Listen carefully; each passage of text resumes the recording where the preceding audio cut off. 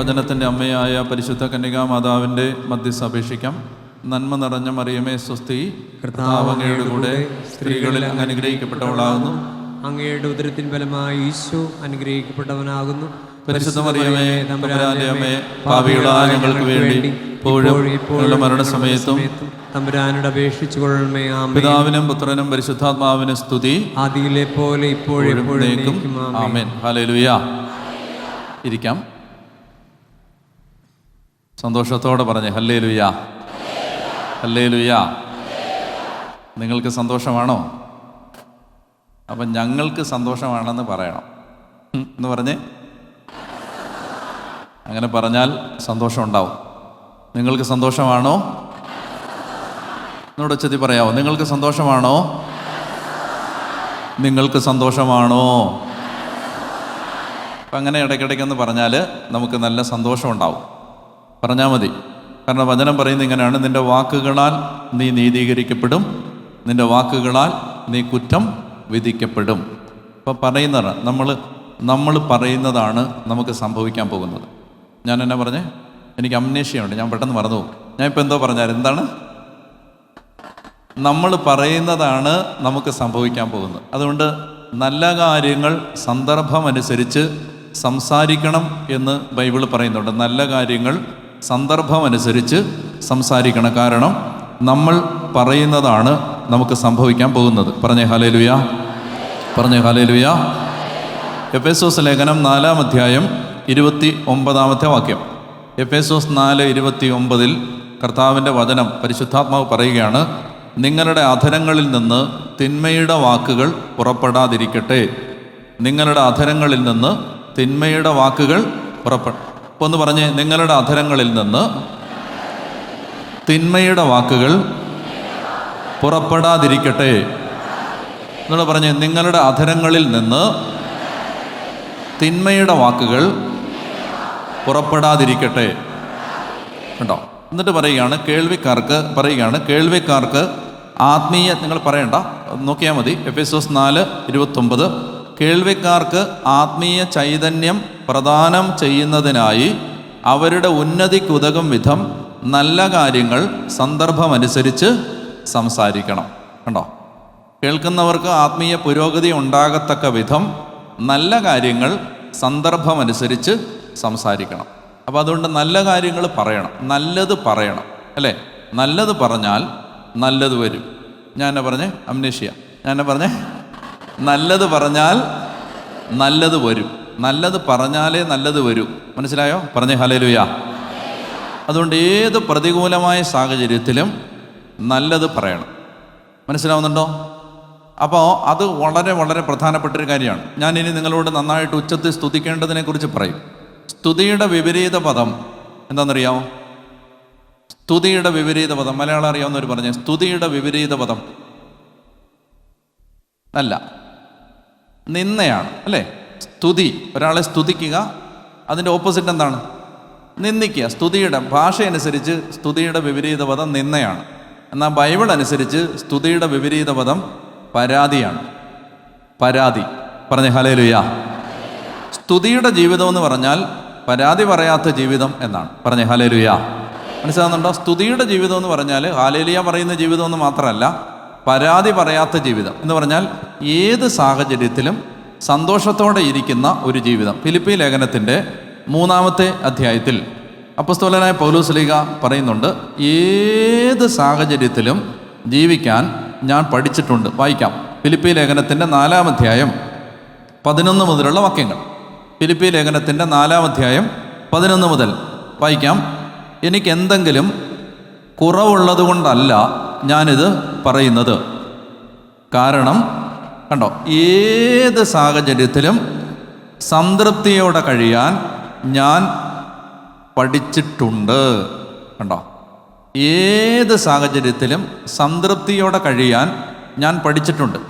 കാര്യങ്ങൾ അനുകൂലമാവുമ്പോൾ സന്തോഷത്തോടെ പെരുമാറുന്നതിന് പ്രത്യേകിച്ചൊരു ആത്മീയ പരിശീലനത്തിൻ്റെ ആവശ്യമില്ല. അത് എല്ലാ ആളുകളും, ഈശോയുടെ ഭാഷയിൽ പറഞ്ഞാൽ വിജാതീയർ പോലും അങ്ങനെയാണ് ചെയ്യുന്നത്. എന്താണ്? നിങ്ങളെ അഭിവാദനം ചെയ്യുന്നവരെ തിരിച്ചഭിവാദനം ചെയ്യുക, നിങ്ങളോട് ചിരിച്ചു കാണിക്കുന്നവരോട് ചിരിച്ച് കാണിക്കുക, നിങ്ങളോട് നന്മ പറയുന്നവരോട് തിരിച്ച് നന്മ പറയുക, നിങ്ങൾക്ക് സമ്മാനം തരുന്നവർക്ക് തിരിച്ച് സമ്മാനം കൊടുക്കുക. കർത്താവ് പറയാണ്, ഇത് വിജാതീയർ പോലും ചെയ്യുന്നതാണ്. അതിന് പ്രത്യേകിച്ച് ഒരാൾ മാമോദീസ മുങ്ങണമെന്നില്ല. എന്നാൽ മാമോദീസ മുങ്ങിയ ആളുടെ പ്രത്യേകത എന്താണ്? അയാൾ ഇങ്ങോട്ട് ജനിച്ച് കാണിച്ചില്ലെങ്കിലും അങ്ങോട്ട് ജനിച്ച് കാണിക്കുന്ന ആളായിരിക്കും. ഇങ്ങോട്ട് കുറ്റം പറഞ്ഞാലും അങ്ങോട്ട് സ്നേഹം പറയുന്ന ആളായിരിക്കും. ഇങ്ങോട്ട് നിന്ദിച്ചാലും അങ്ങോട്ട് വന്ദിക്കുന്ന ആളായിരിക്കും. പറഞ്ഞ ഹല്ലേലൂയ. നിങ്ങൾക്ക് മനസ്സിലാവുന്നുണ്ടോ? അതായത് ലോകത്തിനുള്ള മനുഷ്യർ പെരുമാറുന്നത് പോലെ പെരുമാറാനാണെങ്കിൽ നമുക്ക് ക്രിസ്തീയ പരിശീലനത്തിൻ്റെ ആവശ്യമില്ല. ഇപ്പോൾ എല്ലാ സാഹചര്യം അനുകൂലമാവുന്ന സമയത്ത്, ഇപ്പോൾ നിങ്ങൾ ഇരിക്കുന്ന സ്ഥലത്ത് നല്ല ഒരു ഫാനൊക്കെ വെച്ചെന്ന് വേണ്ട, ഒരു എ സി ഒക്കെ വെച്ചതെന്ന് നിങ്ങൾക്ക് നല്ല നല്ല കാറ്റൊക്കെ ഇങ്ങനെ അടുപ്പിച്ച് നിങ്ങളെ നല്ല സന്തോഷത്തോടെ ഇവിടെ ഇരുത്തി കഴിയുമ്പോൾ ഒരു ഹല്ലേലൂയ പറയുന്നതിനകത്ത് വലിയ കാര്യമൊന്നുമില്ല. എന്നാൽ നിങ്ങൾ നല്ല ചൂടത്ത് നിങ്ങൾ വേർത്തൊഴുകാണ്, നിങ്ങൾക്ക് നല്ല ചൂടാണ്, നിങ്ങൾക്ക് ഫാനൊന്നും കിട്ടുന്നില്ല, പിന്നെ നിങ്ങൾക്ക് നല്ല ദാഹമുണ്ട്, അടുത്തങ്ങ് വെള്ളം കാണാനില്ല, അങ്ങനെ എല്ലാ അർത്ഥത്തിലും നിങ്ങളിങ്ങനെ വളരെ വിഷമിച്ചിരിക്കുന്ന സമയത്ത് ആ ക്ലേശത്തിൻ്റെ നടുവിൽ നിങ്ങൾ ഹല്ലേലൂയ പറഞ്ഞാൽ അത് നിങ്ങൾക്ക് ആത്മീയത ഉള്ളത് കൊണ്ടാണ്. പറഞ്ഞ ഹല്ലേലൂയ, പറഞ്ഞ ഹല്ലേലൂയ. അപ്പോൾ അതുകൊണ്ട് ഫിലിപ്പി 4 അപ്പസ്തോലൻ പറയുകയാണ്, എനിക്ക് എന്തെങ്കിലും കുറവുള്ളത് കൊണ്ടല്ല ഞാനിത് പറയുന്നത്. കാരണം ഏത് സാഹചര്യത്തിലും, വായിക്കാവോ, ഏത് സാഹചര്യത്തിലും, വെരി ഗുഡ്, ഉറക്കെ വായിച്ചേ, ഏത് സാഹചര്യത്തിലും സംതൃപ്തിയോടെ കഴിയാൻ ഞാൻ പഠിച്ചിട്ടുണ്ട്. നിങ്ങൾ പഠിച്ചിട്ടുണ്ടോ? ഏത് സാഹചര്യത്തിലും സംതൃപ്തിയോടെ കഴിയാൻ ഞാൻ പഠിച്ചിട്ടുണ്ട്. എനിക്ക് ഒരു ഉപദേശം നിങ്ങൾക്ക് തരാനുണ്ടെങ്കിൽ ആദ്യത്തെ ഉപദേശം ഇതാണ്: ഏത് സാഹചര്യത്തിലും സംതൃപ്തിയോടെ. ഞങ്ങൾ വടക്കേ ഇന്ത്യയിൽ സുവിശേഷ വേലയ്ക്ക് പോകുമ്പോൾ ആരെങ്കിലും ശുശ്രൂഷയ്ക്ക് കൊണ്ടുപോവുകയാണെങ്കിൽ ആദ്യം അവരോട് പറയുന്നത് ഇതാണ്: ഏത് സാഹചര്യത്തിലും പരാതി പറയാതെ കർത്താവിൻ്റെ ഹിതം അനുസരിച്ച് നിൽക്കാൻ പറ്റുമെങ്കിൽ മാത്രമേ വരാവൂ. ചിലപ്പോൾ വഴി കിടക്കേണ്ടി വരും, ചിലപ്പോൾ റോഡിൽ കിടക്കേണ്ടി വരും, ചിലപ്പോൾ ടോയ്ലറ്റൊന്നും ഉണ്ടാവില്ല, ചിലപ്പോൾ പെട്രോൾ പമ്പിൽ കിടന്നുറങ്ങേണ്ടി വരും, ചിലപ്പോൾ വഴി കിടന്നുറങ്ങേണ്ടി വരും. ഏത് സാഹചര്യത്തിലും, ചിലപ്പോൾ ഭക്ഷണം ഉണ്ടാവില്ല, ചിലപ്പോൾ അടി കിട്ടും. ഏത് സാഹചര്യത്തിലും സന്തോഷത്തോടെ കഴിയാമെങ്കിൽ മാത്രമേ വരാവൂ. പറഞ്ഞേ ഹല്ലേലൂയ. അപ്പോൾ അതായത് ഇത് അപ്പസ്തോലൻ പറയാണ്, എനിക്കങ്ങനെ, അപ്പസ്തോലൻ പറയാണ്, എനിക്കല്ല, അപ്പസ്തോലൻ പറയാണ്, എനിക്കങ്ങനെ ഒരു കഴിവുണ്ട്. എന്താണ്? ഏത് സാഹചര്യത്തിലും, വായിക്കാം, സംതൃപ്തിയോടെ കഴിയാൻ ഞാൻ പഠിച്ചിട്ടുണ്ട്. ഞാൻ പരിശീലനം ലഭിച്ചിട്ടുണ്ട്. അതേ, സുഭിക്ഷത്തിലും താഴ്ന്ന നിലയിലും, താഴ്ന്ന നിലയിൽ ജീവിക്കാൻ എനിക്കറിയാം, സമൃദ്ധിയിൽ ജീവിക്കാനും ഏത് സാഹചര്യത്തിലും കഴിയാനും എനിക്ക് പരിശീലനം ലഭിച്ചിട്ടുണ്ട്. അതേ, സുഭിക്ഷത്തിലും ദുർഭിക്ഷത്തിലും സമൃദ്ധിയിലും ദാരിദ്ര്യത്തിലുമെല്ലാം എന്നെ ശക്തനാക്കുന്നവനിലൂടെ എല്ലാം ചെയ്യാൻ എനിക്ക് സാധിക്കും. അപ്പോൾ ഇവിടെ അപ്പസ്തോലനായ പൗലോസ് പറയുകയാണ്, അതുകൊണ്ട് ഞാൻ പരാതി പറയുന്നില്ല. സാഹചര്യം എന്താണെങ്കിലും ഞാൻ പരാതി പറയത്തില്ല. അപ്പോൾ അതാണ് എന്താ പറഞ്ഞ അമ്നേഷ്യ, അതാണ് സ്തുതിയുടെ ജീവിതം. മനസ്സിലായോ? നിങ്ങൾക്കാണ് അമ്നേഷ്യ എന്ന് തോന്നുന്നു, എൻ്റെ മാറി, നിങ്ങൾക്കാണ് അമ്നേഷ്യ. എന്താണ് ഞാൻ പറഞ്ഞത്? എന്താണ്? പരാതി പറയാത്ത ജീവിതമാണ് സ്തുതിയുടെ ജീവിതം എന്ന് പറഞ്ഞേ ഹല്ലേലൂയ. 47 സങ്കീർത്തനം 1 വാക്യം, 47 സങ്കീർത്തനം 1 വാക്യം. എന്താണത്? ജനതകളെ, 47 സങ്കീർത്തനം 1 വാക്യം, വേഗം വായിക്കൂ. കരഘോഷം. എന്താണ്? ജനതകളെ കരഘോഷം, മുഴക്കുവിൻ. 47 സങ്കീർത്തനം 1 വാക്യം, ജനതകളെ കരഘോഷം. നല്ല സന്തോഷമായിട്ടൊന്ന് കൈയടിച്ച് കർത്താവിന് നന്ദി പറഞ്ഞ്, നല്ല സന്തോഷമായിട്ട് ഹല്ലേലൂയ. ദൈവം എന്ത് തന്നാലും അതിന് നന്ദി പറയണം. ഇപ്പോൾ ദൈവം ഒരു കാര്യം പഠിപ്പിച്ചില്ലേ? എന്താ? അതാണോ പഠിപ്പിച്ചേ? ഏത് സാഹചര്യത്തിലും പരാതിയില്ലാതെ ജീവിക്കുന്ന ഏർപ്പാടിൻ്റെ പേരാണ് സ്തുതിയുടെ ജീവിതം. അത് പഠിപ്പിച്ചില്ലേ? 5 മിനിറ്റ് കൊണ്ട് അത് പഠിപ്പിച്ചു. അപ്പോൾ അത് പഠിപ്പിച്ച് കഴിയുമ്പോൾ എന്ത് ചെയ്യണം? കർത്താവ് ഒരു വചനം പഠിപ്പിച്ചു, ഒരു വചനം മനസ്സിലാക്കി, ഒരു വചനം അതിൻ്റെ വെളിച്ചം കാണിച്ചു തന്നു, ആ വചനം പൊട്ടിച്ചു തന്നു. അപ്പോൾ കർത്താവിന് നന്ദി പറയണം. ഇന്ന് കരങ്ങളടിച്ച് കർത്താവിന് നന്ദി പറഞ്ഞേ ഹല്ലേലൂയ, പറഞ്ഞേ ഹല്ലേലൂയ. അപ്പോൾ അതുകൊണ്ട് ഞാൻ പറഞ്ഞു വരുന്നത്, അപ്പോൾ നമ്മൾ എന്ത് ചെയ്യണമെന്നറിയാം, നമുക്ക് എല്ലാ സാഹചര്യത്തിലും കർത്താവിനെ മഹത്വപ്പെടുത്തണം, പരാതിയില്ലാതെ ജീവിക്കണം. നമ്മൾ കർത്താവ് തരുന്ന അനുഗ്രഹങ്ങൾക്കെല്ലാം നന്ദി പറയുകയും ചെയ്യണം. അപ്പോൾ നിങ്ങൾ എന്ത് ചെയ്യേണ്ടതെന്ന് വെച്ചാൽ, ഞാൻ ആമുഖമായിട്ട് ചില കാര്യങ്ങൾ ഓർമ്മിപ്പിക്കുകയാണ്. ഈ ദിവസങ്ങളിൽ വലിയ വലിയ അനുഗ്രഹത്തിൻ്റെ 5 ദിവസങ്ങൾ ദൈവം നമുക്ക് തരികയാണ്. അപ്പോൾ ദൈവം നമ്മളെ അനുഗ്രഹിക്കാനാണ് കൂട്ടിക്കൊണ്ട് വരുന്നത്, അതിനൊരു സംശയമില്ല. കർത്താവ് അനുഗ്രഹിക്കും. ദൈവവചനം കേൾക്കാൻ വന്നിരിക്കുന്ന ഓരോ ജനത്തോടും, വചനം കേൾക്കാൻ വന്നവരെക്കുറിച്ച് ബൈബിൾ പറയുന്നത് ഇങ്ങനെയാണ്: ജനക്കൂട്ടത്തെ കണ്ടപ്പോൾ അവരോട് ഭയങ്കര ഇറിറ്റേഷൻ തോന്നി, ദേഷ്യം തോന്നി. ആണോ?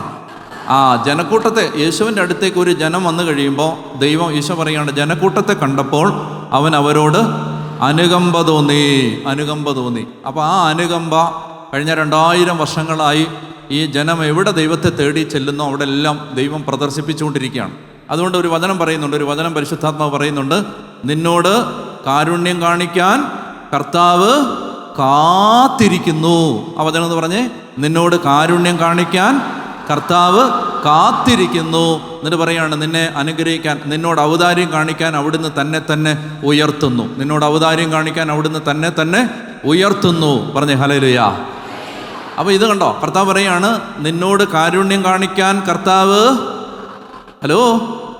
കാത്തിരിക്കുന്നു. നിന്നോട് കാരുണ്യം കാണിക്കാൻ, അങ്ങനെ ഒരു കർത്താവിൻ്റെ അടുത്തേക്കാണ് നമ്മൾ വന്നിരിക്കുന്നത്. പിന്നെ വേറൊരു വചനം പറയുന്നുണ്ട്, എൻ്റെ അടുത്തേക്ക് വരുന്ന ഒരു വചനം ഇങ്ങനെയാണ്, ആദ്യം പറയുന്നത് ഇങ്ങനെയാണ്, അതായത് സ്വർഗത്തിൽ നിന്ന് വരം ലഭിച്ചാലല്ലാതെ ആർക്കും എൻ്റെ അടുത്ത് വരാൻ പറ്റത്തില്ല. സ്വർഗത്തിൽ നിന്ന് വരം ലഭിച്ചാലല്ലാതെ ആർക്കും, അതായത് സുവിശേഷത്തെ കണ്ടുമുട്ടണമെങ്കിൽ യേശുവിൻ്റെ കൃപ ആദ്യം അവരെ തേടിയെത്തിയിരിക്കണം, അല്ലാതെ സുവിശേഷത്തെ കണ്ടുമുട്ടാൻ പറ്റില്ല. പറഞ്ഞേ ഹല്ലേലൂയ. ഇന്ന് ഞങ്ങൾ രാവിലെ ട്രെയിൻ ഇങ്ങോട്ട് വരുന്ന സമയത്ത് പിന്നെ ഓം പ്രകാശ് ജോൺ ബോൾ കയറിയത് ഇവിടെ നിന്നാണ്, ഇവിടെ കോട്ടയത്ത് വന്നു. അപ്പോൾ ജോൺ ബോൾ ഇങ്ങനെ കുരിശുമൊക്കെ തൊള്ളയിലിട്ട് ടീഷർട്ടയിൽ പിന്നെ നിങ്ങൾ വീണ്ടെടുക്കപ്പെട്ടത് നശ്വരമായ വെള്ളിയാലോ സ്വർണ്ണത്താലോ അല്ല, കറയോ കളങ്കമോ ഇല്ലാത്ത കുഞ്ഞാടിൻ്റെ രക്തം കൊണ്ടാണ് എന്നൊക്കെ പറഞ്ഞ് പാപികളെ വീണ്ടെടുത്ത യേശുവിനെ കുറിച്ചുള്ള വചനമൊക്കെ പുറത്തെഴുതി വെച്ച് ഇങ്ങനെ കുരിശൊക്കെ തൂക്കി റെയിൽവേ സ്റ്റേഷനിലോട്ട് വന്ന് നിന്നപ്പോൾ പെട്ടെന്നൊരു വിളി, എടാ ഓം പ്രകാശേ. അങ്ങനെ ഈ നാളുകളിൽ ആരും വിളിക്കാറില്ല, ജോൺ ബോൾ എന്നാണ് വിളിക്കുന്നത്. അപ്പോൾ ഇത് പണ്ടങ്ങാണ്ട് അറിയാവുന്ന ആരോ ആണെന്ന് മനസ്സിലായി. അപ്പോൾ അവിടുത്തെ ഈ ലോഡിംഗ് തൊഴിലാളികളിൽ ഒരാളാണ്, ചുമട്ട് തൊഴിലാളികളിൽ ഒരാളാണ്. അദ്ദേഹം ഇങ്ങനെ വന്നിട്ട്, ഓം പ്രകാശേ, ഇതെന്താ ഇത്, നീ എന്താണ് ഇങ്ങനെ? അപ്പോൾ അവൻ പറഞ്ഞു, എൻ്റെയും നിൻ്റെയും പാപങ്ങൾ കുരിശിൽ വഹിച്ചുകൊണ്ട്, ആ പാപങ്ങൾ സ്വന്തം തോളിൽ വഹിച്ചുകൊണ്ട്, എടാ അവൻ നമ്മുടെ പാപങ്ങൾക്ക് വേണ്ടി കുരിശിലേറി. മനസ്സിലാകുന്നുണ്ടോ? അതായത് ആ റെയിൽവേ സ്റ്റേഷനിൽ വെച്ച് നടക്കുകയാണ്. ഈ ചുമട്ട് തൊഴിലാളി വന്നിട്ട്, അദ്ദേഹം ഒരു മറ്റു മതത്തിൽപ്പെട്ട ഒരാളാണ്. വർഷങ്ങൾക്ക് ശേഷം മാനസാന്തരപ്പെട്ട ഓം പ്രകാശിനെ ആദ്യമായിട്ട് കാണുകയാണ്. അങ്ങനെ വന്ന് നിന്നപ്പോൾ പഴയ ഓം പ്രകാശല്ല, കള്ളിനും കഞ്ചാവിനും മദ്യത്തിനും മയക്കുമരുന്നിനും അടിമപ്പെട്ട ഓം പ്രകാശല്ല, ഇതാ കുരിശൊക്കെ പിടിച്ചിട്ട് ഓം പ്രകാശ് നിൽക്കുന്നു. ഓം പ്രകാശേ. അപ്പോൾ ഓം പ്രകാശ് അവനോട് പറയുകയാണ്, എൻ്റെയും നിൻ്റെയും പാപങ്ങൾ സ്വന്തം തോളിൽ വഹിച്ചുകൊണ്ട് നമുക്ക് വേണ്ടി നമ്മുടെ കർത്താവ് കുരിശിലേറി. എടാ എനിക്കത് ബോധ്യപ്പെട്ടപ്പോൾ ഞാൻ അവന് വേണ്ടി ഈ കുരിശും വഹിച്ചുകൊണ്ട് ലോകത്തിൻ്റെ നാനാഭാഗത്തും സഞ്ചരിച്ചുകൊണ്ടിരിക്കുകയാണ്. അപ്പോൾ ഇത് കേട്ടിട്ട് ആ പഴയ കൂട്ടുകാരൻ അവൻ്റെ കണ്ണ് നിറഞ്ഞ് ഒഴുകി, ഒന്നും സംസാരിക്കാതെ. അപ്പോൾ ട്രെയിൻ വന്നപ്പോൾ പെട്ടെന്ന് ഓടി കയറി പോരുകയും ചെയ്തു. പറഞ്ഞേ ഹല്ലേലൂയ. നിങ്ങൾക്ക് ഒരു കാര്യം മനസ്സിലാവുന്നുണ്ടോ? അതായത് നമ്മൾ യേശുവിനെ കണ്ടുമുട്ടുക, അവിടെ വെച്ച്, ആ റെയിൽവേ പ്ലാറ്റ്ഫോമിൽ വെച്ച് ഈ മനുഷ്യൻ യേശുവിനെ കണ്ടുമുട്ടുക എന്ന് പറയുന്നത് കർത്താവ് ആകർഷിക്കാതെ പറ്റില്ല. കർത്താവിനെ അറിയാം. പറഞ്ഞേ ഹല്ലേലൂയ. പറഞ്ഞേ ഹല്ലേലൂയ. ഹല്ലേലൂയ. ഹല്ലേലൂയ. കർത്താവിന് അറിയാം. ഞങ്ങളൊരിക്കൽ പഞ്ചാബിന് ഒരു സുവിശേഷ വേലയ്ക്ക് വേണ്ടി പഞ്ചാബിന് ഞങ്ങൾ ട്രെയിനിൽ യാത്ര ചെയ്യുകയാണ്. അങ്ങനെ ട്രെയിനിൽ യാത്ര ചെയ്യുന്ന സമയത്ത് നമുക്കറിയാം കർത്താവിനെ കണ്ടുമുട്ടാൻ ദൈവം ഇങ്ങനെ എല്ലാം പദ്ധതി വെച്ചിരിക്കുന്നു. എല്ലാം കണ്ടുമുട്ടാൻ പറ്റില്ല, അത് ഞാൻ പറയുകയാണ് ഞാൻ. അപ്പം ഞങ്ങളിങ്ങനെ ട്രെയിനിൽ യാത്ര ചെയ്യുന്ന സമയത്ത്, ട്രെയിനിൻ്റെ ടിക്കറ്റ് ബുക്ക് ചെയ്യുന്ന സമയത്ത് എൻ്റെ ഏറ്റവും വലിയ വേവലാതി 2 ദിവസം ട്രെയിനിൽ ഇരുന്നാലേ പഞ്ചാബിലെത്തത്തുള്ളൂ. അപ്പോൾ ഈ 2 ദിവസം എങ്ങനെ കുർബാന അർപ്പിക്കുമെന്നുള്ളതാണ് എൻ്റെ മനസ്സിനെ അലട്ടിക്കൊണ്ടിരുന്നൊരു വിഷയം. അപ്പം ഞാൻ ഈ ടീം അംഗങ്ങൾ വരാനിരിക്കുന്ന എല്ലാവരോടും ഞാൻ പറഞ്ഞു, നിങ്ങൾ പ്രാർത്ഥിക്കണം. നമ്മുടെ കമ്പാർട്ട്മെൻറ്റിൽ വേറെ ഒത്തിരി ആളുകൾ ഇങ്ങനെ ഇതിനോടൊന്നും താല്പര്യമില്ലാത്ത ആളുകൾ വന്ന് കയറിയാൽ നമുക്ക് കുർബാന അർപ്പിക്കാൻ പറ്റില്ല. അതുകൊണ്ട് നിങ്ങൾ പ്രാർത്ഥിക്കണം. ഞങ്ങൾ 4-5 പേരേ ഉള്ളൂ. അപ്പോൾ ആ ബോഗിയിൽ വേറെ ആളുകളൊക്കെ ഒത്തിരിയും പേര് വന്നാൽ കുർബാന അർപ്പിക്കാൻ പറ്റില്ല. അപ്പോൾ ഇത് പറഞ്ഞു കഴിഞ്ഞപ്പോഴേക്കും എല്ലാവരും പ്രാർത്ഥിക്കാൻ തുടങ്ങി. അങ്ങനെ പ്രാർത്ഥിച്ച് തിരുവനന്തപുരത്തു നിന്ന് ഞങ്ങൾ ട്രെയിനിൽ കയറി. അപ്പോൾ അന്നേരം അധികം വരുന്നില്ല. കൊല്ലം റെയിൽവേ സ്റ്റേഷനിൽ വന്ന് ഒരു സംഘം ചെറുപ്പക്കാർ വലിയ ആർപ്പുവിളിയും ബഹളമൊക്കെ ആയിട്ട് ഞങ്ങളുടെ കമ്പാർട്ട്മെൻറ്റ് അപ്പുറത്തും ഇപ്പുറത്തും ഇവിടെയും ഈ ബോഗിയിലും അപ്പുറത്തും ഈ കമ്പാർട്ട്മെൻറ്റിൽ ഞങ്ങളിരിക്കുന്ന സ്ഥലത്തും അതിൻ്റെ അപ്പുറത്തും ഇപ്പുറത്തെ സീറ്റിലെല്ലാം ഈ ചെറുപ്പക്കാർ ഭയങ്കര ബഹളം. അപ്പം ഞാൻ ശ്രദ്ധിക്കുമ്പോൾ ഇവന്മാരുടെ ബാഗിലൊക്കെ കുപ്പി കിലുങ്ങുന്നത് പോലെ, കുപ്പി ഇങ്ങനെ കുട്ടിയിടിക്കുന്നത് പോലെ എന്തോ ഒരു ശബ്ദവും. അപ്പോൾ എനിക്ക് തോന്നുകയാണ് ഇവന്മാർ വണ്ടി വെച്ച് കള്ളു കുടിക്കാനൊക്കെ ആയിട്ട് വന്നിരിക്കുകയാണ് എന്ന് ഞാൻ ചിന്തിക്കുക. അപ്പം ഞാൻ ഇവരോട് പറഞ്ഞു, നമ്മുടെ കുർബാന ഏതായാലും അവസാനിച്ചു എന്നാണ് തോന്നുന്നത്. എന്തു ചെയ്യും, ഇവന്മാർ ഭയങ്കര ബഹളമാണ്. അപ്പം ഞാൻ വാഷ്റൂമിൻ്റെ ഭാഗത്തേക്ക് നടന്ന് പോയപ്പോൾ അവിടെ വെച്ചൊരു ചെറുപ്പക്കാരൻ എന്നോട് പറഞ്ഞു, ഡാനിയലച്ചൻ.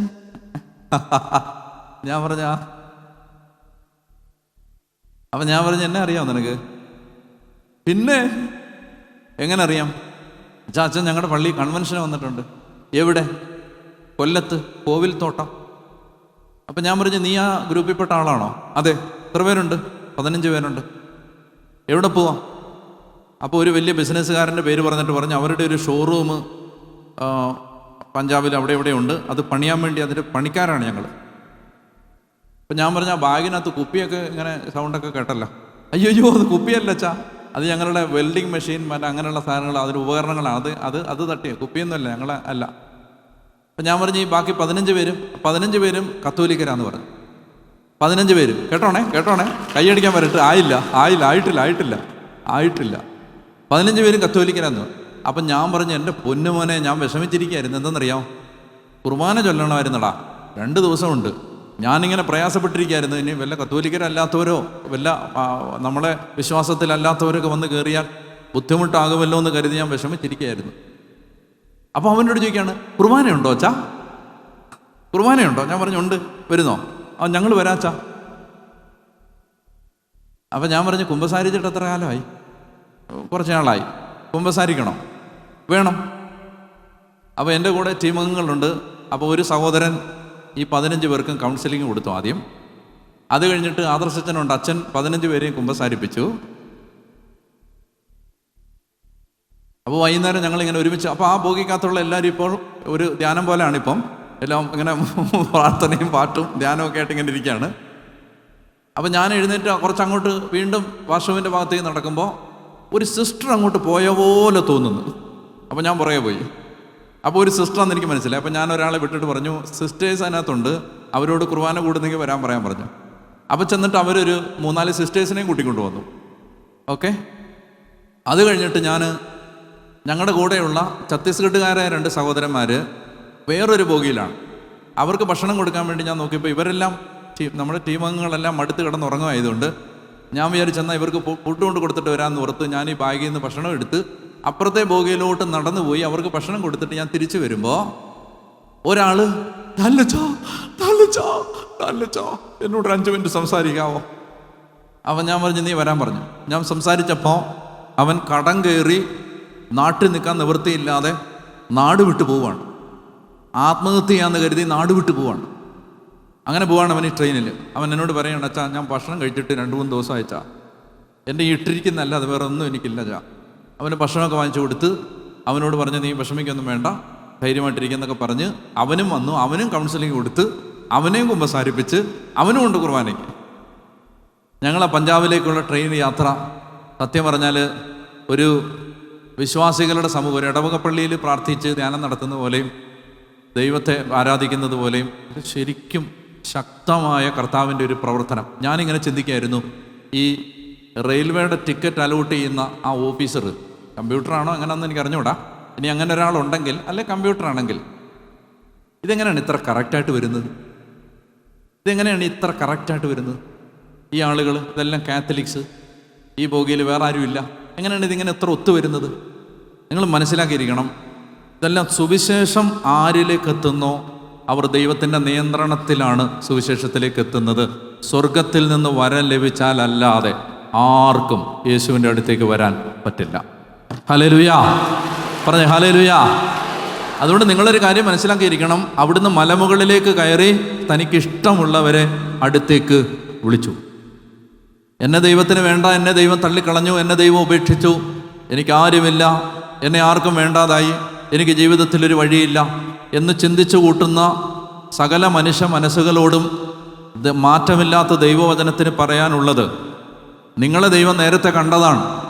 അതാണ് മോശയോട് ദൈവം പറഞ്ഞത്, മോശേ എനിക്ക് നിന്നെ നന്നായി അറിയാം. ഓ, എന്നാ വാചകമാതൊക്കെ! മോശേ എനിക്ക് നിന്നെ നന്നായി അറിയാം. അതുകൊണ്ടാണ് സുവിശേഷത്തിൽ ഈശോ പറഞ്ഞത്, നിന്റെ ഓരോ തലമുടി ഇഴയും എണ്ണപ്പെട്ടിരിക്കുന്നു. എൻ്റെ ഏറ്റവും വലിയ സങ്കടം ബാത്റൂമിൽ മുടി കിടക്കുന്ന കാണുന്നതാണ്. ആരുടെ മുടിയാണെന്നറിയാം? എൻ്റെ മുടി. പറഞ്ഞ ഹല്ലേലൂയ. അതായത് ഓരോ ദിവസം ഇങ്ങനെ മുടി ഇഷ്ടം പോലെ മുടി കൊഴിഞ്ഞു പോവാണല്ലോ ദൈവമേ എന്നുള്ളതാണ് എൻ്റെ ഏറ്റവും വലിയ സങ്കടം. അപ്പോൾ ഓരോ മുടി കൊഴിയുമ്പോഴും കർത്താവ് പറയാണ്, ഡാനിയേലേ നീ വിഷമിക്കണ്ട, ഇന്ന് കൊഴിഞ്ഞ 15 മുടി ഞാൻ എണ്ണിയിട്ടുള്ളതാണ്. പറഞ്ഞേ ഹല്ലേലൂയ. മനസ്സിലാവുന്നുണ്ടോ? അതായത് ദൈവം കർത്താവ് പറയാണ്, നമ്മുടെ ഓരോ മുടിയിഴയും എണ്ണപ്പെട്ടിരിക്കുന്നു, ഭയപ്പെടേണ്ട പറയണം. എന്നിട്ട് പറയും 139 സങ്കീർത്തനത്തിൽ പറയും, അമ്മയുടെ ഉദരത്തിൽ ഉരുവാകുന്നതിന് മുമ്പേ, കേട്ടാ മതി, അമ്മയുടെ ഉദരത്തിൽ ഉരുവാകുന്നതിന് മുമ്പേ അവിടുത്തെ കണ്ണുകൾ എന്നെ കണ്ടു. അമ്മയുടെ ഉദരത്തിൽ ഞാൻ ഉരുവാകുന്നതിന് മുമ്പേ അങ്ങയുടെ കണ്ണുകൾ എന്നെ കണ്ടു. ജീവന്റെ പുസ്തകത്തിൽ എൻ്റെ പേര് എഴുതപ്പെടുന്നതിന് മുമ്പേ നീ എന്നെ കണ്ടു, എന്നെ നീ കണ്ടു. പറഞ്ഞേ ഹല്ലേലൂയ, പറഞ്ഞേ ഹല്ലേലൂയ. അപ്പോൾ അതുകൊണ്ട് ഒന്നും ദൈവം അറിയാതെ ഒന്നും സംഭവിക്കുന്നില്ല. സ്വർഗത്തിൽ നിന്ന് വരം ലഭിച്ചാലല്ലാതെ ആർക്കും എൻ്റെ അടുത്തേക്ക് വരാൻ പറ്റില്ല. ഇനി ആ അധ്യായത്തിൽ തന്നെ അടുത്ത് ഈശോ പറയുന്നു, യോഹന്നാൻ 6 അത് എടുക്കണ്ട, ഞാനൊരു ആമുഖം പറഞ്ഞു പോവാണ്. ഇപ്പോൾ യോഹന്നാൻ 6 അവിടെ തന്നെ ഈശോ പറയുന്നുണ്ട്, എന്തെന്നറിയാം? എൻ്റെ അടുത്തേക്ക് വരുന്ന ആരെയും ഞാൻ തള്ളിക്കളയില്ല. എൻ്റെ അടുത്ത് വരുന്ന ഒരാളെപ്പോലും ഞാൻ തള്ളിക്കളയില്ല. വചനത്തിൻ്റെ വിത്ത് ഈ രാത്രിയിൽ നിങ്ങളുടെ ഹൃദയങ്ങളിൽ വിതയ്ക്കപ്പെടുമ്പോൾ ആഴത്തിൽ അടരുകളുള്ള ഒരു ബോധ്യം, ആഴത്തിലേക്ക് കുഴിച്ച് വേരാഴ്ത്തി ഹൃദയത്തിലേക്ക് ഇറങ്ങേണ്ട ഒരു ബോധ്യം ഞാൻ നിങ്ങളോട് പറയുകയാണ്. ഇന്ന് നിങ്ങൾ ദൈവവചനത്തിന് ഹൃദയം തുറന്നാൽ, ഈ രാത്രിയിൽ കർത്താവിനെ കേൾക്കാൻ നിങ്ങൾ തുറന്ന ഹൃദയത്തോടെ ഇരുന്നാൽ, ഇന്ന് വിതയ്ക്കപ്പെടുന്ന വചനം ഇന്ന് രാത്രിയിൽ ചിലപ്പോൾ മുളയ്ക്കും, നാളെ രാവിലെ ചിലപ്പോൾ മുളയ്ക്കും, ചിലപ്പോൾ 10 ദിവസം കഴിഞ്ഞിട്ട് ആ വിത്ത് പൊട്ടിക്കിളിക്കും, ചിലപ്പോൾ 1 മാസം കഴിഞ്ഞിട്ട്, ചിലപ്പോൾ 1 കൊല്ലം കഴിഞ്ഞിട്ട്. ദൈവവചനത്തിന് മുമ്പിലിരുന്ന ഒരു വ്യക്തിയും ഈ വിത്ത് മുളയ്ക്കാതെയും വളരാതെയും ഫലം ചൂടാതെയും പോവുകയില്ല എന്ന് മാത്രമല്ല, ദൈവത്താൽ ഓർമ്മിക്കപ്പെടാതെ പോവുകയില്ല എന്ന സത്യം നിങ്ങൾ അറിയണമെന്ന് ഒരു സുവിശേഷകൻ എന്ന നിലയിൽ ഞാൻ ആഗ്രഹിക്കുന്നു. അത് നിങ്ങൾ അറിയണം. നിങ്ങളെ ദൈവം തള്ളിക്കളയില്ല. പറഞ്ഞേ ഹല്ലേലൂയ. നിങ്ങളുടെ കുടുംബങ്ങൾ നിരാധാരമാവില്ല, നിങ്ങളുടെ ജീവിതം വഴിയാധാരമാവില്ല. നിങ്ങൾക്ക് ആശയും അഭയവും അവലംബവും നഷ്ടപ്പെട്ട് ജീവിതത്തിൻ്റെ സങ്കട വഴികളുടെ നാൽക്കവലകളിൽ പകച്ചു നിൽക്കേണ്ട ഗതികേടിലും നിസ്സഹായതയിലും ദൈവമായ കർത്താവ് നിങ്ങളെ തള്ളിവിടില്ല. ദൈവത്താൽ അനുഗ്രഹിക്കപ്പെട്ടവർ എന്ന് അവർ വിളിക്കപ്പെടും എന്ന് പരിശുദ്ധാത്മാവ് പറയുന്നു. പറഞ്ഞേ ഹല്ലേലൂയ. ദൈവത്താൽ അനുഗ്രഹിക്കപ്പെട്ടവർ. അവരുടെ ചുറ്റുമുള്ള ജനതകൾ അവരെ നോക്കിയിട്ട് ഇങ്ങനെ പറയും, അവർ ദൈവത്താൽ അനുഗ്രഹിക്കപ്പെട്ടവർ, അവർ ദൈവത്താൽ അനുഗ്രഹിക്കപ്പെട്ടവർ. പറഞ്ഞേ ഹല്ലേലൂയ. അപ്പോൾ അതുകൊണ്ട് ഞാൻ പറയുകയാണ്, നിങ്ങൾ കർത്താവിൻ്റെ അടുത്തേക്ക് വരുമ്പോൾ നിങ്ങൾ 5 ദിവസവും ഒരു സമർപ്പണത്തോടെ വരണം. നിങ്ങളെ കൊണ്ട് ഏറ്റവും ചെറിയ കാര്യത്തിൽ പോലും ശ്രദ്ധ വെച്ച് അത്രയും സമർപ്പണത്തോടെ നിങ്ങൾ വരണം. നേരത്തെ വരണം, ബൈബിൾ കൊണ്ടുവരണം, നോട്ട്ബുക്ക് കൊണ്ടുവരണം, വചനങ്ങൾ എഴുതിയെടുക്കുന്ന വചനങ്ങൾ വീട്ടിൽ പോയി വായിക്കണം. വായിച്ചിട്ട് അത് വീണ്ടും പല ആവർത്തി വായിച്ച് കർത്താവ് സംസാരിക്കുന്ന എന്താണെന്ന് ശ്രദ്ധിക്കണം. ആ വചനം ഏറ്റുചൊല്ലി പ്രാർത്ഥിക്കണം. പകൽ സമയത്ത് സാധിക്കുമെങ്കിലൊക്കെ കുറേ സമയം ഇരുന്ന് പ്രാർത്ഥിക്കണം. ഒരു നേരമെങ്കിലും ഉപവസിക്കാൻ പറ്റുന്നവർ, അങ്ങനെ കൃപ കിട്ടുന്നവർ അങ്ങനെ ഉപവസിച്ച് പ്രാർത്ഥിക്കണം. ജപമാലകൾ ചൊല്ലണം, കരണക്കൊന്ത ചൊല്ലണം.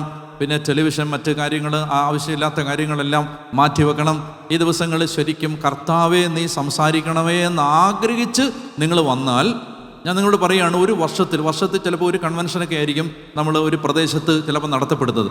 ആ ഒരു കൺവെൻഷൻ, ആ ഒരു വർഷം കൊണ്ട് ദൈവം ഒരു 10-25 വർഷം വേണ്ട അനുഗ്രഹവും ഉയർച്ചയും അഭിഷേകവും ദൈവമായ കർത്താവ് നമുക്ക് തരും. പറഞ്ഞേ ഹല്ലേലൂയ.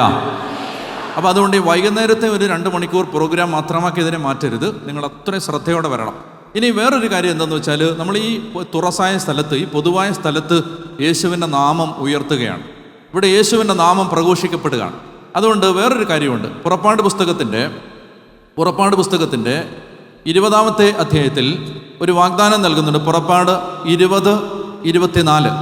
പുറപ്പാട് പുസ്തകം 20-ാം അധ്യായം 24-ാമത്തെ വാക്യം. പുറപ്പാട് 20-24 വായിക്കാം. നിങ്ങൾ എനിക്ക് മണ്ണ് കൊണ്ട് ഒരു ബലിപീഠം ഉണ്ടാക്കണം. അതിന്മേൽ ആടുകളെയും കാളകളെയും ദഹനബലികളും സമാധാന ബലികളുമായി അർപ്പിക്കണം. അടുത്ത വാക്യം, എൻ്റെ നാമം അനുസ്മരിക്കാൻ ഞാൻ ഇടവരുത്തുന്നിടത്തെല്ലാം ഞാൻ നിങ്ങളുടെ അടുക്കലേക്ക് വന്ന് നിങ്ങളെ അനുഗ്രഹിക്കും. വെറുതെ ഒരു വചനത്തെയും വെറുതെ വിടരുത്, ഒരു വചനത്തെയും വെറുതെ കളയരുത്.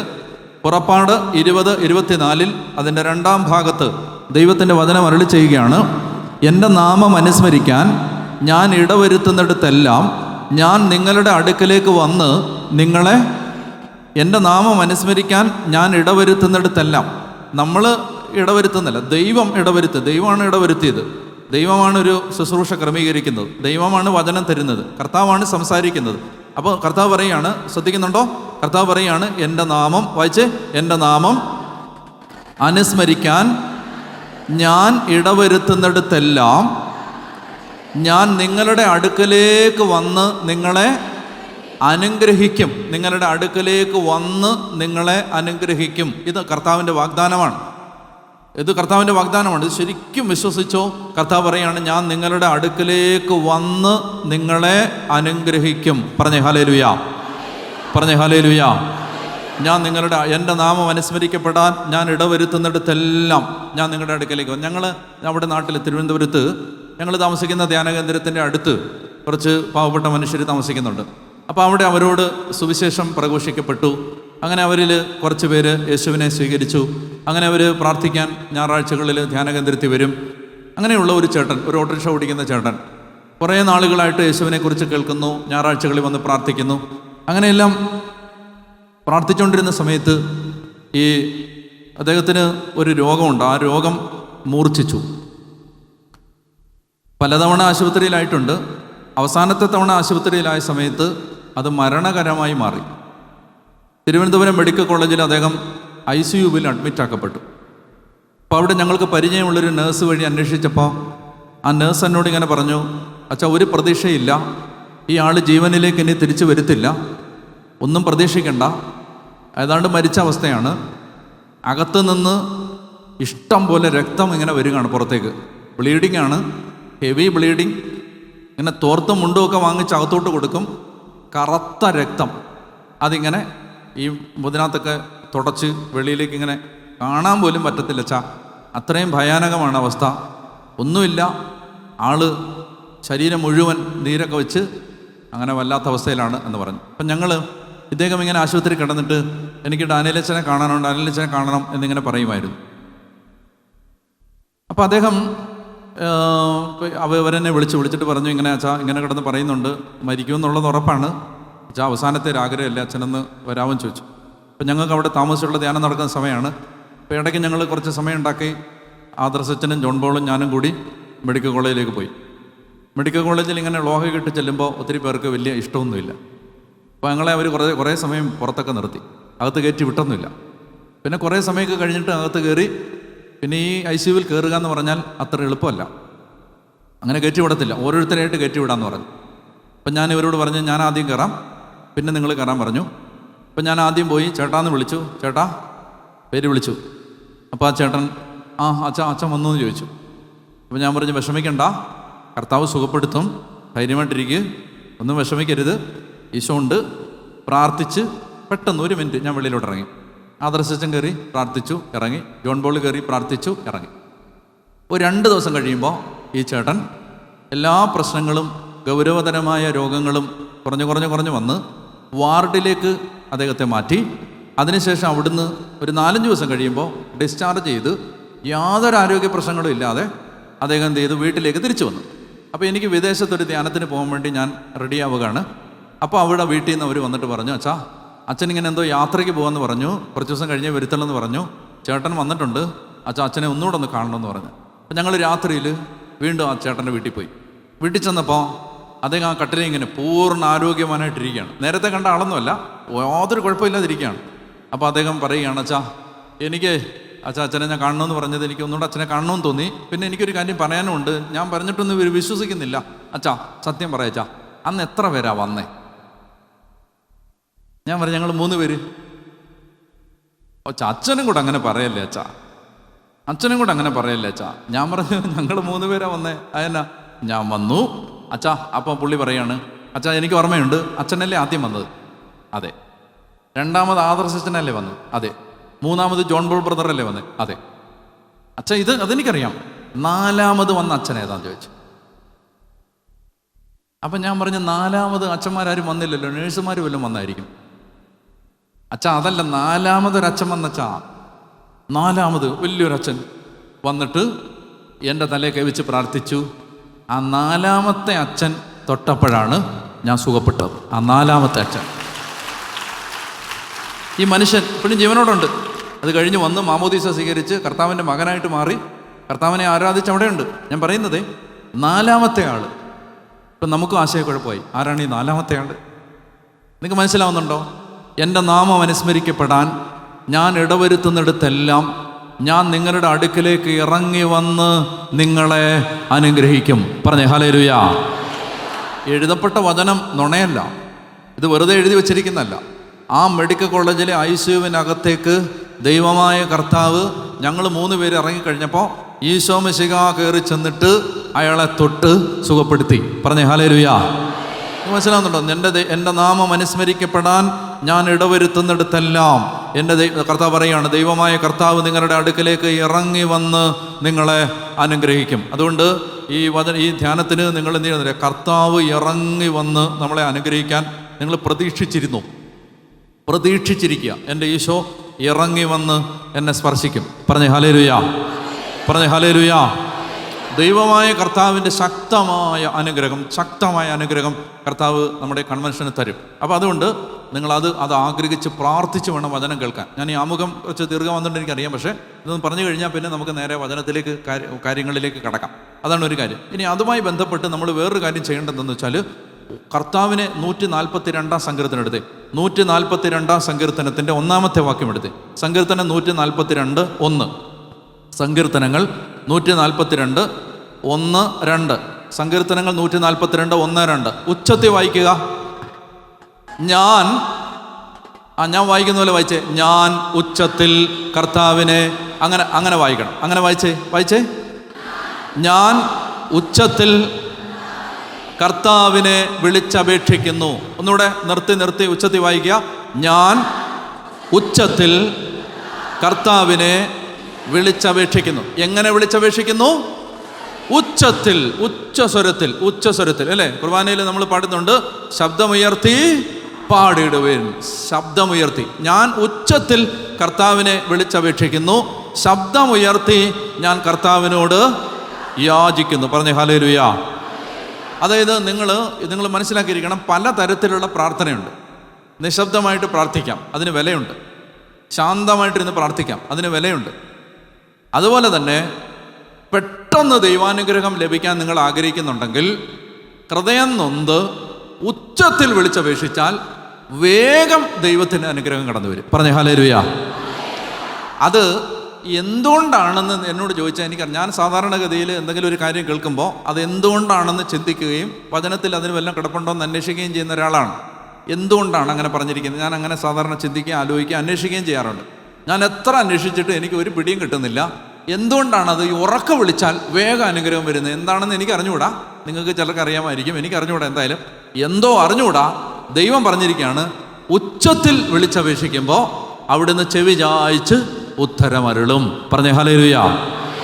അതുകൊണ്ട് നിങ്ങൾ ചെയ്യേണ്ടത്, ഈ കൺവെൻഷന് സ്തുതിക്കുകയും ആരാധിക്കുകയും പാടുകയും പ്രാർത്ഥിക്കുകയും ചെയ്യുമ്പോഴെല്ലാം സ്വരം ഉയർത്തി ദൈവമായ കർത്താവിനെ വിളിക്കണം. അപ്പോൾ അതായത് നമ്മൾ പിന്നെ നമ്മുടെ ദേശീയ പാതയുടെ ഓരത്തിരുന്നുകൊണ്ടാണ് നമ്മൾ പ്രാർത്ഥിക്കുന്നത് അല്ലേ?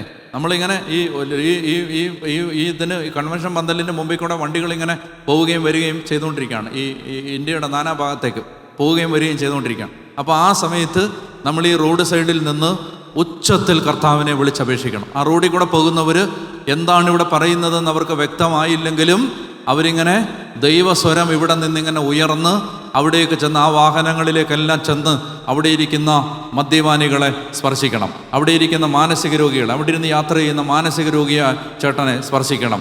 ഭാര്യയെ കൊല്ലാൻ വേണ്ടി ആലോചിച്ച് യാത്ര ചെയ്യുന്ന ഒരാളുണ്ടെങ്കിൽ അയാളെ സ്പർശിക്കണം. ഭർത്താവിൽ നിന്ന് രക്ഷപ്പെടാൻ ആഗ്രഹിച്ച് ഒളിച്ചോടാനിരിക്കുന്നൊരു ഭാര്യയുണ്ടെങ്കിൽ അവരെ സ്പർശിക്കണം. അതായത് മക്കളെ അനുസരിക്കാതെ, മാതാപിതാക്കളെ അനുസരിക്കാതെ ജീവിക്കുന്ന മക്കളുണ്ടെങ്കിൽ അവരെ സ്പർശിക്കണം. അതായത് ഈ ദൈവസ്വരം ഇവിടുന്ന് ഇങ്ങനെ അങ്ങോട്ട് ഒരു വെള്ളപ്പാച്ചിൽ പോകുന്ന പോലെ ഇവിടുന്ന് പോകണം. പറഞ്ഞേ ഹല്ലേലൂയ. അപ്പോൾ അതുകൊണ്ട് നിങ്ങൾ ഉച്ചത്തിൽ കർത്താവിനെ വിളിച്ചപേക്ഷിക്കുകയും ചെയ്യണം. അതൊരു പ്രധാനപ്പെട്ട കാര്യമാണ്. വായിക്കാം 142 സങ്കീർത്തനം 1 വാക്യം. ഞാൻ ഉച്ചത്തിൽ കർത്താവിനെ വിളിച്ചപേക്ഷിക്കുന്നു, ശബ്ദമുയർത്തി ഞാൻ കർത്താവിനോട് യാചിക്കുന്നു. അവിടുത്തെ സന്നിധിയിൽ എൻ്റെ ആവലാദികൾ ചൊരിയുന്നു, എൻ്റെ ദുരിതങ്ങൾ ഞാൻ അവിടുത്തെ മുമ്പിൽ നിരത്തുന്നു. ഉച്ചത്തിൽ. അപ്പോൾ വേറൊരു വചനം വായിക്കാം. നിയമാവർത്തനം 4 7 വാക്യം. വേഗം വായിക്കണേ. നിയമാവർത്തനം 4 7 വാക്യം. നാം വിളിച്ചപേക്ഷിക്കുമ്പോഴൊക്കെ നമ്മുടെ ദൈവമായ കർത്താവ് നമുക്ക് സമീപസ്ഥനായിരിക്കുന്നത് പോലെ ദൈവം ഇത്ര അടുത്തുള്ള വേറെ ഏത് ജനതയാണുള്ളത്? ഉണ്ടോ? ദൈവം ചോദിക്കുകയാണ്. ഉറക്കെ വായിച്ച് ഒന്നുകൂടെ വായിക്കാമോ? നിയമാവർത്തനം 4:7 വായിക്കാം. നാം വിളിച്ചപേക്ഷിക്കുമ്പോഴൊക്കെ നമ്മുടെ ദൈവമായ കർത്താവ് നമുക്ക് സമീപസ്ഥനായിരിക്കുന്നത് പോലെ ദൈവം ഇത്ര അടുത്തുള്ള വേറെ ഏത് ജനതയാണുള്ളത്? അപ്പോൾ ദൈവം ഇത്ര അടുത്ത്, ദൈവം സമീപസ്ഥൻ എപ്പോൾ? ഉറക്കെ പറയൂ. നാം വിളിച്ചപേക്ഷിക്കുമ്പോൾ. വേറൊരു വചനം വായിച്ചേ. സങ്കീർത്തനങ്ങൾ 145 18 19. സങ്കീർത്തനങ്ങൾ 145 18 19. സാംസ് 145 18 and 19 വായിക്കാം. തന്നെ വിളിച്ചപേക്ഷിക്കുന്നവർക്ക്, ഹൃദയപരമാർത്ഥതയോടെ വിളിച്ചപേക്ഷിക്കുന്നവർക്ക് കർത്താവ് സമീപസ്ഥനാണ്. എന്നോട് വായിക്കാം. തന്നെ വിളിച്ചപേക്ഷിക്കുന്നവർക്ക്, ഹൃദയപരമാർത്ഥതയോടെ വിളിച്ചപേക്ഷിക്കുന്നവർക്ക് കർത്താവ് സമീപസ്ഥനാണ്. ആർക്ക്? എങ്ങനെ വിളിച്ചപേക്ഷിക്കുന്നവർക്ക്? ഹൃദയപരമാർത്ഥതയോടെ. മറ്റാരെയും നോക്കരുത്, മറ്റാരെ ശ്രദ്ധിക്കരുത്. ഈ അന്തരീക്ഷത്തിൽ ദൈവത്തിൻ്റെ സ്വരം, ദൈവത്തെ സ്തുതിക്കുന്ന ദൈവമക്കളുടെ സ്വരം മുഴങ്ങണം. മറ്റാരെയും ശ്രദ്ധിക്കരുത്. ചുറ്റും നിൽക്കുന്ന ഒരു മനുഷ്യനും നിങ്ങളെ സഹായിക്കാൻ കഴിയില്ല. അടുത്തിരിക്കുന്ന ആരെ ഭയന്നാണോ നിങ്ങൾ ദൈവത്തെ ആരാധിക്കാൻ മടി കാണിക്കുന്നത്, ആ അടുത്തിരിക്കുന്നവർക്ക് നിങ്ങളെ സഹായിക്കാൻ കഴിയില്ല. മനുഷ്യനിൽ ആശ്രയിക്കുന്നത് ഒരു കെണിയാണ്. ദൈവത്തിൽ ആശ്രയിക്കുന്നവന് സുരക്ഷിതത്വം ഉണ്ടാവും. മനുഷ്യനെ ആശ്രയിക്കുന്നത് അവൻ ശപിക്കപ്പെട്ടവനാണെന്നാണ് ജെറമ്യായുടെ ഗ്രന്ഥം പറയുന്നത്. മനുഷ്യനിൽ ആശ്രയിച്ച് സ്വന്തം ശരീരശക്തിയിൽ അവലംബം വെക്കുന്നവൻ ശപിക്കപ്പെട്ടവനെന്നാണ് ദൈവത്തിൻ്റെ വചനം പറയുന്നത്. മനുഷ്യരെ നിങ്ങൾ ശ്രദ്ധിക്കരുത്. ഈ ലോകത്തൊരു മനുഷ്യൻ തരുന്ന ഒരു സർട്ടിഫിക്കറ്റും നമ്മളെ നിത്യതയ്ക്ക് അവകാശികളാക്കി മാറ്റുകയില്ല. എന്നാൽ നമുക്ക് നിത്യജീവൻ തരാൻ, നമുക്ക് നിലനിൽക്കുന്ന ഒരു ആനന്ദം തരാൻ സാധിക്കുന്നത് ദൈവത്തിന് മാത്രമാണ്. അതുകൊണ്ട് ദൈവത്തെ ആരാധിക്കാൻ ഒരു ദുരഭിമാനവും ഒരു നാണക്കേടും ഉണ്ടാവരുത്. പറഞ്ഞേ ഹല്ലേലൂയാ, പറഞ്ഞേ ഹല്ലേലൂയാ. ഹൃദയം തുറന്ന് എത്ര ശക്തിയോടെ വേണമെങ്കിലും ദൈവത്തെ സ്തുതിക്കണം. അങ്ങനെ സ്തുതിക്കാൻ മടി കാണിക്കരുത്. വായിച്ച സങ്കീർത്തനങ്ങൾ 145 18 ഉറക്കെ വായിക്കാം. തന്നെ വിളിച്ചപേക്ഷിക്കുന്നവർക്ക്, ഹൃദയ പരമാർത്ഥതയോടെ വിളിച്ചപേക്ഷിക്കുന്നവർക്ക് കർത്താവ് സമീപസ്ഥനാണ്. വായിക്കാം. തൻ്റെ ഭക്തന്മാരുടെ ആഗ്രഹം അവിടുന്ന് സഫലമാക്കുന്നു. അവിടുന്ന് അവരുടെ നിലവിളി കേട്ട് അവരെ രക്ഷിക്കുന്നു. വിശ്വസിക്കുന്നുണ്ടോ ഇത്? തൻ്റെ ഭക്തന്മാരുടെ ആഗ്രഹം അവിടുന്ന് സഫലമാക്കുന്നു. അവരുടെ നിലവിളി കേട്ട് അവിടുന്ന് അവരെ രക്ഷിക്കുന്നു. ഒന്നുകൂടെ വായിച്ച്. തന്നെ വിളിച്ചപേക്ഷിക്കുന്നവർക്ക്, ഹൃദയപരമാർത്ഥതയോടെ വിളിച്ചപേക്ഷിക്കുന്നവർക്ക് കർത്താവ് സമീപസ്ഥനാണ്.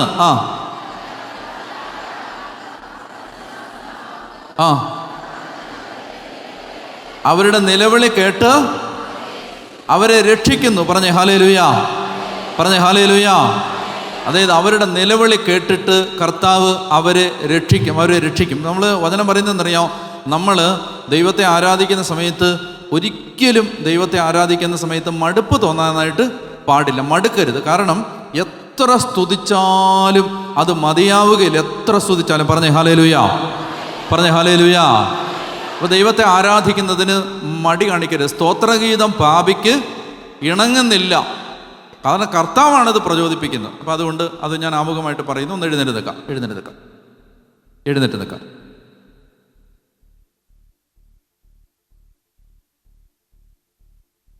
നാളെ മുതൽ വരുന്ന സമയത്ത് നിങ്ങൾ ഇത് ബൈബിൾ കൊണ്ടുവരണം കേട്ടോ. ബൈബിൾ നോട്ട്ബുക്ക് ഇത് നിർബന്ധമായിട്ടും കൊണ്ടുവരണം. കാരണം നമ്മൾ ഈ ദൈവവചന ശുശ്രൂഷയ്ക്ക് വരുമ്പോൾ നമുക്ക് വളരെ ഗൗരവമായിട്ട് വചനം പഠിക്കാനുള്ള സമയമാണ്. അതുകൊണ്ട് നിങ്ങൾ ബൈബിൾ എടുത്ത് വായിച്ച് പോയാൽ വലിയ അഭിഷേകം ഉണ്ടാവും. വായിക്കുന്നതിനനുസരിച്ച് പരിശുദ്ധാത്മാവിൻ്റെ നിറവ് കൂടും. വചനം ഒത്തിരി വായിക്കണം. അപ്പോൾ നിങ്ങൾ ബൈബിൾ കൊണ്ടുവന്നില്ലെങ്കിൽ ഞാൻ വചനം വായിപ്പിക്കുന്നത് കുറയും. അപ്പോൾ അതനുസരിച്ച് അവിടുത്തെ നമുക്ക് കിട്ടാനുള്ള കൃപയെല്ലാം കുറഞ്ഞു പോകും. നമ്മൾ ഒത്തിരി ആഗ്രഹിച്ചും പ്രാർത്ഥിച്ചും കർത്താവിൻ്റെ വചനം ഏറ്റെടുത്തതല്ലേ. പറഞ്ഞേ ഹല്ലേലൂയ. ഇനി ഒന്ന് കണ്ണടച്ച് നമുക്ക് വലിയൊരു അഭിഷേകത്തിന് വേണ്ടി ആഗ്രഹിക്കുക. കർത്താവിനെ ഹൃദയം നൊന്ത് വിളിച്ചപേക്ഷിക്കുക. ദൈവമേ, 5 ദിവസങ്ങളിലും ശക്തമായ ദൈവത്തിൻ്റെ കൃപ വെളിപ്പെടണമേ. ഞങ്ങളെ അവിടുന്ന് അനാഥരായി തള്ളിക്കളയരുതേ. അങ്ങയുടെ സാന്നിധ്യം ഞങ്ങൾക്ക് തരണമേ. ദൈവമേ, ഞങ്ങൾക്ക് വേറെ ഒന്നും വേണ്ട. അങ്ങ് ഞങ്ങളുടെ ഇടയിൽ ഇറങ്ങി വരണം. ഇറങ്ങി വന്ന് ഞങ്ങളോട് സംസാരിക്കണം. ഞങ്ങളുടെ ജീവിതത്തിൽ ഇടപെടണം. ദൈവമേ, ഞങ്ങളുടെ കണ്ണീരിൽ അങ്ങയുടെ സഹായം തരണം. കർത്താവേ, ഞങ്ങൾ നിരാശപ്പെട്ട് നിൽക്കുകയാണ്. എല്ലാ വഴികളും അടഞ്ഞു നിൽക്കുന്ന അങ്ങയുടെ മക്കളാണ്. ദൈവമേ, ഞങ്ങളുടെ മുഖത്ത് ഒത്തിരി ഭാരമുണ്ട്, ഹൃദയത്തിൽ ഒത്തിരി നിരാശയുണ്ട്. കർത്താവായ ദൈവമേ, ഒരു കാര്യം മാത്രം ഞങ്ങൾ തേടുന്നു, ഒരു കാര്യം മാത്രം ഞങ്ങൾ ആഗ്രഹിക്കുന്നു. കർത്താവിൻ്റെ ആലയത്തിലായിരിക്കാൻ. ദൈവമേ, അങ്ങയുടെ സ്വരം കേൾക്കാൻ, അങ്ങയുടെ മധുര സ്വരത്തിന് കാതുകൊടുക്കാൻ കർത്താവേ, ഞങ്ങളിത് ആഗ്രഹിക്കുന്നു. ഈ ദേശത്തെ ഏറ്റെടുക്കണേ എന്ന് പ്രാർത്ഥിക്കുന്നു. അയോഗ്യനും ബലഹീനനും പാപിയുമായ എനിക്ക് അങ്ങയുടെ വചനം പറയാൻ യോഗ്യതയില്ലെന്ന് ഞാൻ തിരിച്ചറിയുന്നു. അങ്ങ് പരമപരിശുദ്ധനാണ്. കർത്താവേ, പുത്രൻ്റെ രക്തത്താൽ എന്നെയും കഴുകണമേ. ദൈവമേ, അവിടുന്ന് എനിക്ക് വചനം തരണമേ. ഈ ജനത്തോട് അങ്ങ് സംസാരിക്കണമേ. ദൈവമേ, ഈ ജനത്തിൻ്റെ കഷ്ടതകളിലും ക്ലേശങ്ങളിലും അങ്ങയുടെ വചനം ഇറങ്ങി വന്ന് പ്രവർത്തിക്കണമേ. വലിയ ദൈവശക്തി ഈ രാത്രിയിൽ വെളിപ്പെടണമേ. അഭിഷേകം വെളിപ്പെടണം. കരങ്ങൾ ഉയർത്തി, ആരെ ശ്രദ്ധിക്കരുത്. ഒരു 10-20 പേര് നിങ്ങളുടെ സ്വരം കേൾക്കട്ടെ. അല്പസമയം സ്വതന്ത്രമായിട്ട് സ്തുതിക്കുക. യേശുവേ, സ്തുതിക്കുന്നു, സ്തുതിക്കുന്നു, സ്തുതിക്കുന്നു, സ്തുതിക്കുന്നു. മഹത്വം വ്യാപരിക്കണമേ, മഹത്വം വ്യാപരിക്കണമേ. സ്വർഗീയ ശക്തി ഇറങ്ങി വരണമേ. അഭിഷേക ശക്തി വ്യാപരിക്കണമേ. ദൈവത്തിൻ്റെ ആത്മാവ് ഇറങ്ങി വന്ന് പ്രവർത്തിക്കണമേ. കർത്താവേ, ജനത്തോട് കരുണയാവണമേ. ദൈവമേ, ജനത്തിൻ്റെ മേൽ അങ്ങ് ഇറങ്ങി വരണമേ. അങ്ങയുടെ മഹത്വമുള്ള സാന്നിധ്യം ഇറങ്ങി വെളിപ്പെടണമേ. ശക്തി ഇറങ്ങി വെളിപ്പെടണമേ. കർത്താവേ, ആരാധന, ആരാധന, ആരാധന. ഉച്ചത്തിൽ വിളിക്കുന്ന ഈശോയേ. കരങ്ങളടിച്ച് കർത്താവിന് നന്ദി പറയാം. കരങ്ങളടിച്ച് ഹല്ലേലൂയ, ഹല്ലേലൂയ. ഇരിക്കാം.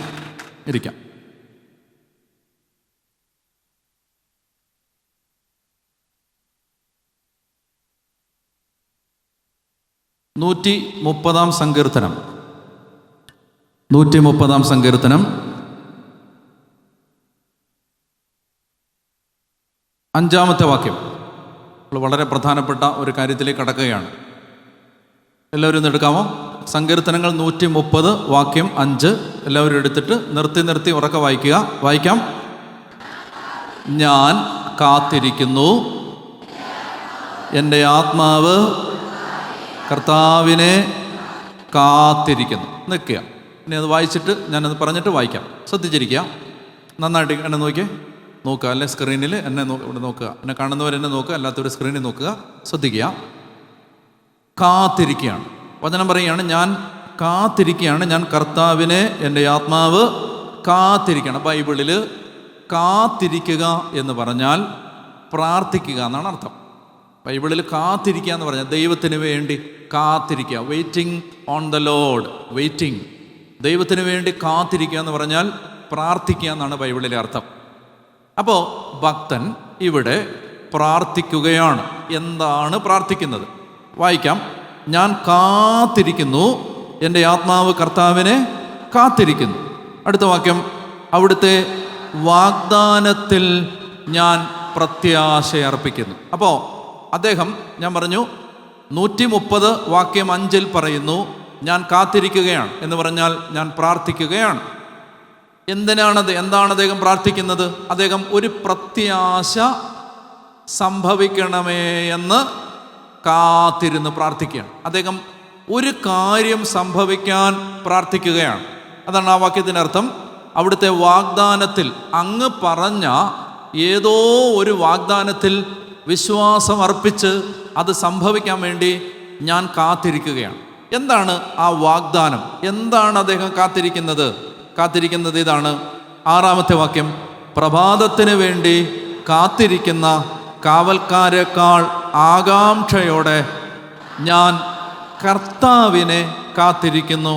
പ്രഭാതത്തിന് വേണ്ടി കാത്തിരിക്കുന്ന കാവൽക്കാരേക്കാൾ ആകാംക്ഷയോടെ ഇസ്രായേൽ കർത്താവിനെ, അതായത് പുലരിയാവാൻ കാത്തിരിക്കുന്ന കാവൽക്കാരനെ പോലെ ഞാൻ കർത്താവിനെ കാത്തിരിക്കുകയാണ്. ഇസ്രായേൽ കർത്താവിനെ കാത്തിരിക്കുകയാണ്. അപ്പോൾ എന്താണ് അവർ കാത്തിരിക്കുന്നത്? എന്തിനു വേണ്ടിയാണ് അവർ പ്രാർത്ഥിക്കുന്നത്? പറയാവോ? അല്ലല്ല, എന്താണ് അവരിങ്ങനെ നോക്കിയിരിക്കുകയാണ്. കാത്തിരിക്കാന്ന് പറയാം. ബസ് വരാൻ വേണ്ടി കാത്തിരിക്കുന്ന പോലെ. ബസ് വരാൻ വേണ്ടി കാത്തിരിക്കുന്ന ഒരാൾ എന്താ കാത്തിരിക്കുന്നത്? എന്താ നോക്കിയിരിക്കുന്നത്? ബസ് വരാൻ വേണ്ടി കാത്തിരിക്കുന്ന ആൾ എന്തിനാ നോക്കിയിരിക്കുന്നത്? ഭൂകമ്പം ഉൽക്ക വരുന്നുണ്ടെന്നാണോ നോക്കുന്നത്? അല്ല, ഷൂമാക്കർ വരുന്നൊന്നുമല്ലല്ലോ. എന്താ, ബസ് വരുന്നു എന്നാണ് നോക്കുന്നത്. അപ്പോൾ ബസ് വരാൻ വേണ്ടി കാത്തിരിക്കുന്ന ആള് ബസ്സിനെ നോക്കിയിരിക്കുന്ന പോലെ ഈ ഭക്തൻ ആരെയാണ് അല്ലെങ്കിൽ എന്തിനെയാണ് കാത്തിരിക്കുന്നത്? അപ്പൊ അയാള് എന്താണ് പ്രതീക്ഷിച്ചിരിക്കുന്നത്? അപ്പൊ അയാളുടെ പ്രതീക്ഷ എന്താണ്? കർത്താവ് വരും. പറഞ്ഞേ ഹല്ലേലൂയ. അയാളുടെ പ്രതീക്ഷ ഇതാണ്, എൻ്റെ കർത്താവ് വരും എന്ന് പറഞ്ഞാൽ പ്രാർത്ഥിക്കുന്ന ഒരു വ്യക്തി പ്രാർത്ഥിച്ച് കാത്തിരിക്കുന്നത്, എൻ്റെ കർത്താവ് അവിടുത്തെ സാന്നിധ്യം എനിക്ക് തരും, എൻ്റെ കർത്താവ് അവിടുത്തെ പ്രസൻസ് എനിക്ക് തരും, എൻ്റെ കർത്താവ് എൻ്റെ അടുത്ത് വന്നിട്ട് എൻ്റെ കർത്താവ് എൻ്റെ അടുത്തുണ്ടെന്ന് എനിക്ക് ബോധ്യം തരും. പറഞ്ഞേ ഹല്ലേലൂയ, പറഞ്ഞേ ഹല്ലേലൂയ, പറഞ്ഞേ ഹല്ലേലൂയ. അപ്പോൾ അതായത് കർത്താവ് എൻ്റെ കൂടെ ഉണ്ടെന്നുള്ള ബോധ്യം തന്ന് എനിക്ക് എൻ്റെ കർത്താവിൻ്റെ സാന്നിധ്യം തരും. ഇതിനു വേണ്ടിയാണ് അയാൾ കാത്തിരിക്കുന്നത്. ഇനി വേറൊരു സങ്കീർത്തനം എടുക്കാം. നമ്മളൊരു പ്രധാനപ്പെട്ട കാര്യത്തിലേക്ക് കടക്കാൻ വേണ്ടിയിട്ടാണ് നമുക്ക് ഇനി എടുക്കേണ്ടത് 63 സങ്കീർത്തനം. സങ്കീർത്തനങ്ങൾ 63, 1 വാക്യം മുതൽ നിർത്തി വായിക്കാം, മനസ്സിരുത്തി വായിക്കുക. ഈ വചനം നമ്മുടെ അകത്തേക്ക് പ്രവേശിച്ച് ഒരു അഭിഷേകമായിട്ട് മാറണം. സങ്കീർത്തനം 63, 1 മുതൽ വായിക്കാം. ദൈവമേ, അങ്ങാണ് എൻ്റെ ദൈവം, ഞാൻ അങ്ങയെ തേടുന്നു, ഞാൻ അങ്ങയെ തേടുന്നു. മനസ്സിലായോ? ഇപ്പം ഈ കൺവെൻഷൻ, ആമ്പല്ലൂർ കൺവെൻഷന് നിങ്ങൾ വരുമ്പോൾ നിങ്ങളോട് ചോദിക്കണം ആരെങ്കിലും, നിങ്ങൾ എന്തിനു വരുന്നു? നിങ്ങൾ ആരെ അന്വേഷിച്ച് വരുന്നു? അപ്പം ഞാൻ യേശുവിനെ അന്വേഷിച്ച് വരികയാണ്. വേറൊന്നുമല്ല അന്വേഷിക്കുന്നത്, ഞാൻ യേശുവിനെ, ഞാൻ അങ്ങയെ തേടുന്നു, അങ്ങയെ തേടുന്നു. വേറൊരു വചനം പെട്ടെന്ന് എടുക്കുക. 2 ദിനവൃത്താന്തം 2 ദിനവൃത്താന്തം അതിൻ്റെ 7-ാമത്തെ അധ്യായം. 2 ദിനവൃത്താന്തം 7-ാമത്തെ അധ്യായം 11 മുതൽ വായിക്കാം. 2 ദിനവൃത്താന്തം 7-ാം അധ്യായം 11 മുതൽ. സോളമൻ ദേവാലയവും രാജകൊട്ടാരവും പണിയിച്ചു. ദേവാലയത്തിലും തൻ്റെ കൊട്ടാരത്തിലും വേണമെന്ന് താൻ ആഗ്രഹിച്ചതെല്ലാം സോളമൻ വിജയകരമായി പൂർത്തിയാക്കി. രാത്രി കർത്താവ് സോളമന് പ്രത്യക്ഷനായി പറഞ്ഞു, ഞാൻ നിന്റെ പ്രാർത്ഥന കേട്ടിരിക്കുന്നു. എനിക്ക് ബലിയർപ്പിക്കാനുള്ള ആലയമായി ഈ സ്ഥലം ഞാൻ തിരഞ്ഞെടുത്തിരിക്കുന്നു. ഞാൻ മഴ തരാതെ ആകാശമടയ്ക്കുകയോ ദേശത്തെ കൃഷി നശിപ്പിക്കാൻ വെട്ടുക്കിളിയെ നിയോഗിക്കുകയോ എൻ്റെ ജനത്തിനിടയിൽ മഹാമാരി അയക്കുകയോ ചെയ്യുമ്പോൾ എൻ്റെ നാമം പേറുന്ന എൻ്റെ ജനം, എനിക്ക് കേൾക്കേണ്ടത് ആ വാക്കാണ്, എന്നെ അന്വേഷിക്കുകയും, എൻ്റെ നാമം പേറുന്ന എൻ്റെ ജനം എന്നെ അന്വേഷിക്കുകയും തങ്ങളെ തന്നെ എളിമപ്പെടുത്തി പ്രാർത്ഥിക്കുകയും തങ്ങളുടെ ദുർമാർഗങ്ങളിൽ നിന്ന് പിന്തിരിയുകയും ചെയ്താൽ ഞാൻ സ്വർഗത്തിൽ നിന്ന് അവരുടെ പ്രാർത്ഥന കേട്ട് അവരുടെ പാപം ക്ഷമിച്ച് അവരുടെ ദേശം സമ്പുഷ്ടമാക്കും. കണ്ടോ? അപ്പോൾ വീണ്ടും തിരിച്ചു വരാം. 63-ാം സങ്കീർത്തനത്തിലേക്ക് തിരിച്ചു വരാം. എൻ്റെ ദൈവമേ, അവിടുന്നാണ് എൻ്റെ ദൈവം, ഞാൻ അങ്ങയെ തേടുന്നു, അങ്ങയെ തേടുന്നു. അങ്ങ് തരുന്ന അനുഗ്രഹങ്ങളെ അല്ല, മറിച്ച് ഞാൻ അങ്ങയെ തേടുന്നു. നിങ്ങൾ നന്നായിട്ട് ശ്രദ്ധിച്ചിരിക്കണം. ശക്തമായ, നിങ്ങൾ ശ്രദ്ധിച്ച് കേട്ടോളുക. അതായത് അനുഗ്രഹം തേടുന്നവർക്ക് അനുഗ്രഹം കിട്ടും, ദൈവത്തെ തേടുന്നവർക്ക് ദൈവത്തെ കിട്ടും. പറഞ്ഞ ഹല്ലേലൂയ. അനുഗ്രഹം തേടുന്നവർക്ക് അനുഗ്രഹം കിട്ടും, ദൈവത്തെ തേടുന്നവർക്ക് ദൈവത്തെ കിട്ടും. എന്താ പ്രശ്നം എന്നറിയാമോ? അനുഗ്രഹത്തിൻ്റെ പ്രശ്നം, എല്ലാ അനുഗ്രഹങ്ങളും കുറച്ച് കഴിയുമ്പോൾ പോകും. അനുഗ്രഹത്തിൻ്റെ പ്രശ്നം, ഭൂമി തന്ന എല്ലാ അനുഗ്രഹങ്ങളും ഭൂമിക്ക് തിരിച്ചു കൊടുത്തിട്ട് ഇവിടുന്ന് പോകാൻ പറ്റൂ. ഭൂമി തന്നൊരു അനുഗ്രഹത്തിൻ്റെ പേരാണ് ആരോഗ്യം, അത് തീരുന്നതിൻ്റെ പേരാണ് രോഗം. ഭൂമി തന്നൊരു അനുഗ്രഹത്തിൻ്റെ പേരാണ് സൽപ്പേര്, അത് പോകുന്നതിൻ്റെ പേരാണ് അപമാനം. ഭൂമി തന്നൊരു ആരോഗ്യത്തിൻ്റെ പേരാണ് സൗന്ദര്യം, അത് പോകുന്നതിൻ്റെ പേരാണ് വൈരൂപ്യം. ഭൂമി തന്നൊരു അനുഗ്രഹത്തിൻ്റെ പേരാണ് യൗവനം, അത് പോകുന്നതിൻ്റെ പേരാണ് വാർദ്ധക്യം. ഭൂമി തന്നതെല്ലാം, ഭൂമി തരുന്ന അനുഗ്രഹത്തിൻ്റെ പേരാണ് സമ്പത്ത്, അത് പോകുന്നതിൻ്റെ പേരാണ് ദാരിദ്ര്യം. അപ്പോൾ ഭൂമി തന്നതെല്ലാം ഭൂമിക്ക് തിരിച്ചേൽപ്പിച്ചിട്ട് ഇവിടുന്ന് പോകാൻ പറ്റൂ. അനുഗ്രഹത്തിൻ്റെ പ്രത്യേകത, അനുഗ്രഹം ഇന്ന് വരും നാളെ പോവും. ദൈവത്തിൻ്റെ പ്രത്യേകത, ദൈവം ഇന്ന് വരും എന്നും ഉണ്ടാവും. ഇന്ന് വരും നാളെ പോവില്ല. പറഞ്ഞ ഹല്ലേലൂയ. അപ്പോൾ ദൈവത്തിൻ്റെ പ്രത്യേകത, ദൈവം. അപ്പോൾ ഇവിടെ കർത്താവ് പറയുകയാണ്, നിനക്ക് എന്നെയാണോ വേണ്ടത്, എൻ്റെ അനുഗ്രഹമാണോ വേണ്ടത്? എന്നെയാണോ വേണ്ടത്, എൻ്റെ അനുഗ്രഹമാണ്. ഒരുപാട് ആളുകൾ ദൈവത്തെ അന്വേഷിക്കുന്നത് ദൈവത്തിൻ്റെ അനുഗ്രഹങ്ങൾക്ക് വേണ്ടിയിട്ടാണ്. കൺവെൻഷന് വരുന്നത് ദൈവാനുഗ്രഹങ്ങൾക്ക് വേണ്ടിയിട്ടാണ്. തെറ്റുണ്ടെന്ന് പറയുകയല്ല. ഒരു പടി കൂടി കടന്ന് നമുക്ക് ഇന്ന് കർത്താവിനോട് പറയണം, ദൈവമേ, ഞാൻ ഈ കൺവെൻഷൻ്റെ 5 ദിവസവും നിന്നെ തേടുന്നു, ഞാൻ അങ്ങയെ ആഗ്രഹിക്കുന്നു, എൻ്റെ ഹൃദയം അങ്ങയ്ക്ക് വേണ്ടി കാത്തിരിക്കുന്നു, ഞാൻ അങ്ങൻ്റെ അടുത്ത് വരണമെന്ന് ആഗ്രഹിക്കുന്നു, അങ്ങൻ്റെ ജീവിതത്തിൽ ഇടപെടണമെന്ന് പ്രാർത്ഥിക്കുന്നു. അവർക്ക് പറഞ്ഞേ ഹല്ലേലൂയ, അവർക്ക് പറഞ്ഞേ ഹല്ലേലൂയ. അതായത് നിങ്ങളൊന്ന് ആലോചിച്ച് നോക്കൂ, എന്താണ് നമ്മൾ ഇവിടെ തൃശ്ശൂർ, നമ്മളിവിടെ ഈ ഗ്രൗണ്ടിൽ നമ്മൾ ഒരുമിച്ച് ദൈവത്തിൻ്റെ വചനം കേൾക്കുന്നു. നമ്മളിങ്ങനെ ഒരുമിച്ച് കൂടുന്നു. ആയിരക്കണക്കിന് ആളുകൾ വചനം കേൾക്കാനായി ഒരുമിച്ച് കൂടുന്ന ഈ സന്ധ്യയും ഈ മറ്റേതെങ്കിലും ഒരു മതത്തിൻ്റെയോ മറ്റേതെങ്കിലും ഒരു പാർട്ടിയുടെയോ ഒരു സമുദായത്തിൻ്റെയോ ഒരു പ്രസ്ഥാനത്തിൻ്റെയോ ഒരു സംഘടനയുടെയോ ഒരു ഏജൻസിയുടെയോ ആളുകൾ ഇതുപോലെ ഒരുമിച്ച് വരുന്ന ഒരു പാർട്ടിയുടെയോ ഒക്കെ സമ്മേളനങ്ങൾ, ഇപ്പോൾ ഇഷ്ടംപോലെ അങ്ങനെ സമ്മേളനങ്ങൾ നടന്നുകൊണ്ടിരിക്കുന്ന സമയമാണ്, ഇലക്ഷൻ എടുത്ത് വരുന്നുള്ളൂ. അപ്പോൾ ഏതെങ്കിലും ഒരു പ്രത്യയശാസ്ത്രത്തിൻ്റെയോ പാർട്ടിയുടെയോ മതത്തിൻ്റെയോ സമുദായത്തിൻ്റെയോ സംഘടനയുടെയോ ഒക്കെ ആളുകൾ ഇങ്ങനെ ഒരുമിച്ച് ഇതുപോലെ തന്നെ ഇതിനേക്കാൾ കൂടുതൽ ആളുകൾ വരാം അല്ലേ? ഞാൻ ചോദിക്കട്ടെ നിങ്ങളോട്,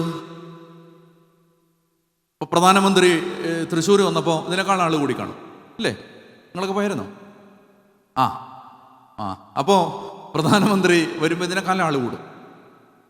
എൻ്റെ ചോദ്യം, വേറെ ഏതെങ്കിലും ഒരു ആൾക്കൂട്ടവും വിശ്വാസി ഒരുമിച്ച് കൂടുന്ന ആൾക്കൂട്ടവും തമ്മിലുള്ള വ്യത്യാസം എന്താണ്? ഒരേ ഒരു വ്യത്യാസമേ ഉള്ളൂ.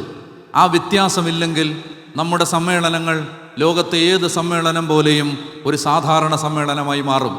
ഒരേ ഒരു വ്യത്യാസം, ആ വ്യത്യാസം ഇതാണ്: നാം ഒരുമിച്ച് കൂടുന്ന ഇടങ്ങളിൽ പരിശുദ്ധാത്മാവ് മൂവ് ചെയ്യണം, പരിശുദ്ധാത്മാവിൻ്റെ പ്രസൻസ് മൂവ് ചെയ്യണം. ദൈവത്തിൻ്റെ ആത്മാവ് നമ്മൾ ഒരുമിച്ച് കൂടുന്ന ഇടങ്ങളിൽ നമുക്കിടയിലൂടെ സഞ്ചരിക്കണം, ദൈവത്തിൻ്റെ കാറ്റടിക്കണം. പറഞ്ഞേ ഹല്ലേലൂയ, പറഞ്ഞേ ഹല്ലേലൂയ. മനസ്സിലാവുന്നുണ്ടോ? ദൈവം വരും. എപ്പോഴെന്നറിയാമോ? ദൈവം വരും. ദൈവാനുഗ്രഹങ്ങൾ തരുന്നത് ദൈവം വരുന്നതുമായിട്ട് ബന്ധമൊന്നുമില്ല. അത് നമ്മൾ എവിടെ ഇരുന്ന് പ്രാർത്ഥിച്ചാലും ദൈവാനുഗ്രഹങ്ങൾ വരും. പക്ഷെ ദൈവം വരുന്ന എവിടാന്നറിയാമോ? ഒരു ജനത ദൈവത്തെ തേടിയാൽ, ദൈവമേ അങ്ങയെ എനിക്ക് വേണം എന്ന് പറഞ്ഞാൽ ദൈവം വരും. മഗ്ദലന മറിയം പുലരിയാവാൻ കാത്തു നിൽക്കാതെ അതിരാവിലെ, ആഴ്ചയുടെ 1-ാം ദിവസം അതിരാവിലെ ഇരുട്ടായിരിക്കുമ്പോൾ തന്നെ അവൾ കല്ലറയിലേക്ക് പോയി കല്ലറയുടെ വാതിക്കൽ കരഞ്ഞുകൊണ്ടേയിരുന്നു. അനുഗ്രഹങ്ങൾ, അപ്പം തിന്നവര്, കാഴ്ച കിട്ടിയവര്, കേൾവി ശക്തി തിരിച്ചു കിട്ടിയവര്, മുടന്തൻ, മാനിനെ പോലെ കുതിച്ചു ചാടിയ മുടന്തന്മാര്, കുഷ്ഠം മാറിയവര്, അവൻ്റെ കയ്യിൽ നിന്ന് ജീവനും ആരോഗ്യവും സൗഖ്യവും സമാധാനവും അനുഗ്രഹങ്ങളും ഭൗതിക നന്മകളും ആവോളം വാരി അവൻ വിതറിക്കൊടുത്തപ്പോൾ അതോളം ആവോളം വാങ്ങിക്കൂട്ടിയ മനുഷ്യരെല്ലാം കുരിശിൻ്റെ ചുവട്ടിൽ വെച്ച് എന്നേക്കുമായി അവനെ ഉപേക്ഷിച്ച് ഓടിപ്പോയപ്പോൾ, ഒരു വേള തൻ്റെ കൂടെ കാണുമെന്ന് അവൻ വിചാരിച്ച ശിഷ്യന്മാർ പോലും, യോഹന്നാൻ ഒഴികെ മറ്റെല്ലാവരും ഓടിപ്പോയപ്പോൾ ഒരു പെങ്കൊച്ച് കുരിശിൻ്റെ ചുവട്ടിൽ വിട്ടുമാറാതെ നിന്നു. അവരുടെ പേരാണ് മഗ്ദലന മറിയം. വിട്ടുമാറാതെ കുരിശിൻ്റെ ചുവട്ടിൽ അവളിങ്ങനെ അരുമനാഥൻ്റെ പ്രിയപ്പെട്ട തേജസാർന്ന മുഖം വിരൂപമാക്കപ്പെട്ട് കുരിശിൽ കിടക്കുമ്പോൾ ചോരവാർന്നൊഴുകി നിശ്ചേതനായി കിടക്കുന്ന ആ മനുഷ്യൻ്റെ, പീഡിപ്പിക്കപ്പെട്ട, എല്ലാവരെക്കാളും വിരൂപനാക്കി മാറ്റപ്പെട്ട ആ പുത്രൻ്റെ ശരീരത്തെ നോക്കി അവളിങ്ങനെ അവനെ മാത്രം ആഗ്രഹിച്ച്, അവനെ മാത്രം സ്നേഹിച്ച്, അവനെ മാത്രം പ്രണയിച്ച്, അവനെ മാത്രം പൂജിച്ച് അവളിങ്ങനെ നിന്നു. പട്ടാളക്കാർ നിർബന്ധിച്ചപ്പോൾ അവൾ വീട്ടിലേക്ക് തിരിച്ചുപോയി. എന്നിട്ട് അവൾ സാപത്ത് തീരാൻ കാത്തിരുന്നു. പുലരി വെളിച്ചം ഉദിക്കുന്നതിന് മുമ്പ്, സൂര്യ വെളിച്ചം ഉദിക്കുന്നതിന് മുമ്പ്, സൂര്യോദയത്തിന് മുമ്പ്, ബൈബിൾ പറയുന്നു, സൂര്യൻ ഉദിക്കുന്നതിന് മുമ്പേ അതിരാവിലെ അവള് കല്ലറയുടെ സമീപത്തേക്ക് ചെന്ന് കരഞ്ഞുകൊണ്ടേയിരുന്നു.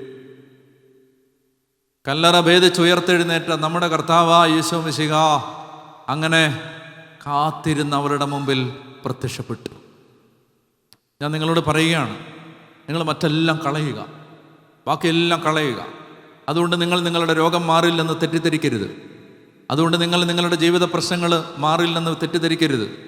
നിങ്ങൾ ഒരു കാര്യം മാത്രം ഇപ്പോൾ അന്വേഷിക്കുക, Lord I need your presence. കർത്താവേ, നിൻ്റെ സാന്നിധ്യം തരണമേ, നിൻ്റെ സാന്നിധ്യം തരണമേ, നിൻ്റെ പ്രസൻസ് എനിക്ക് തരണമേ. നീ ജീവിക്കുന്ന ദൈവമാണെന്ന് ലോകത്തോട് പറയാൻ ജീവനോടെ നീ എൻ്റെ മുമ്പിൽ പ്രത്യക്ഷപ്പെടണമേ. നീ എനിക്ക് നിന്നെ കാണിച്ച് തരണമേ.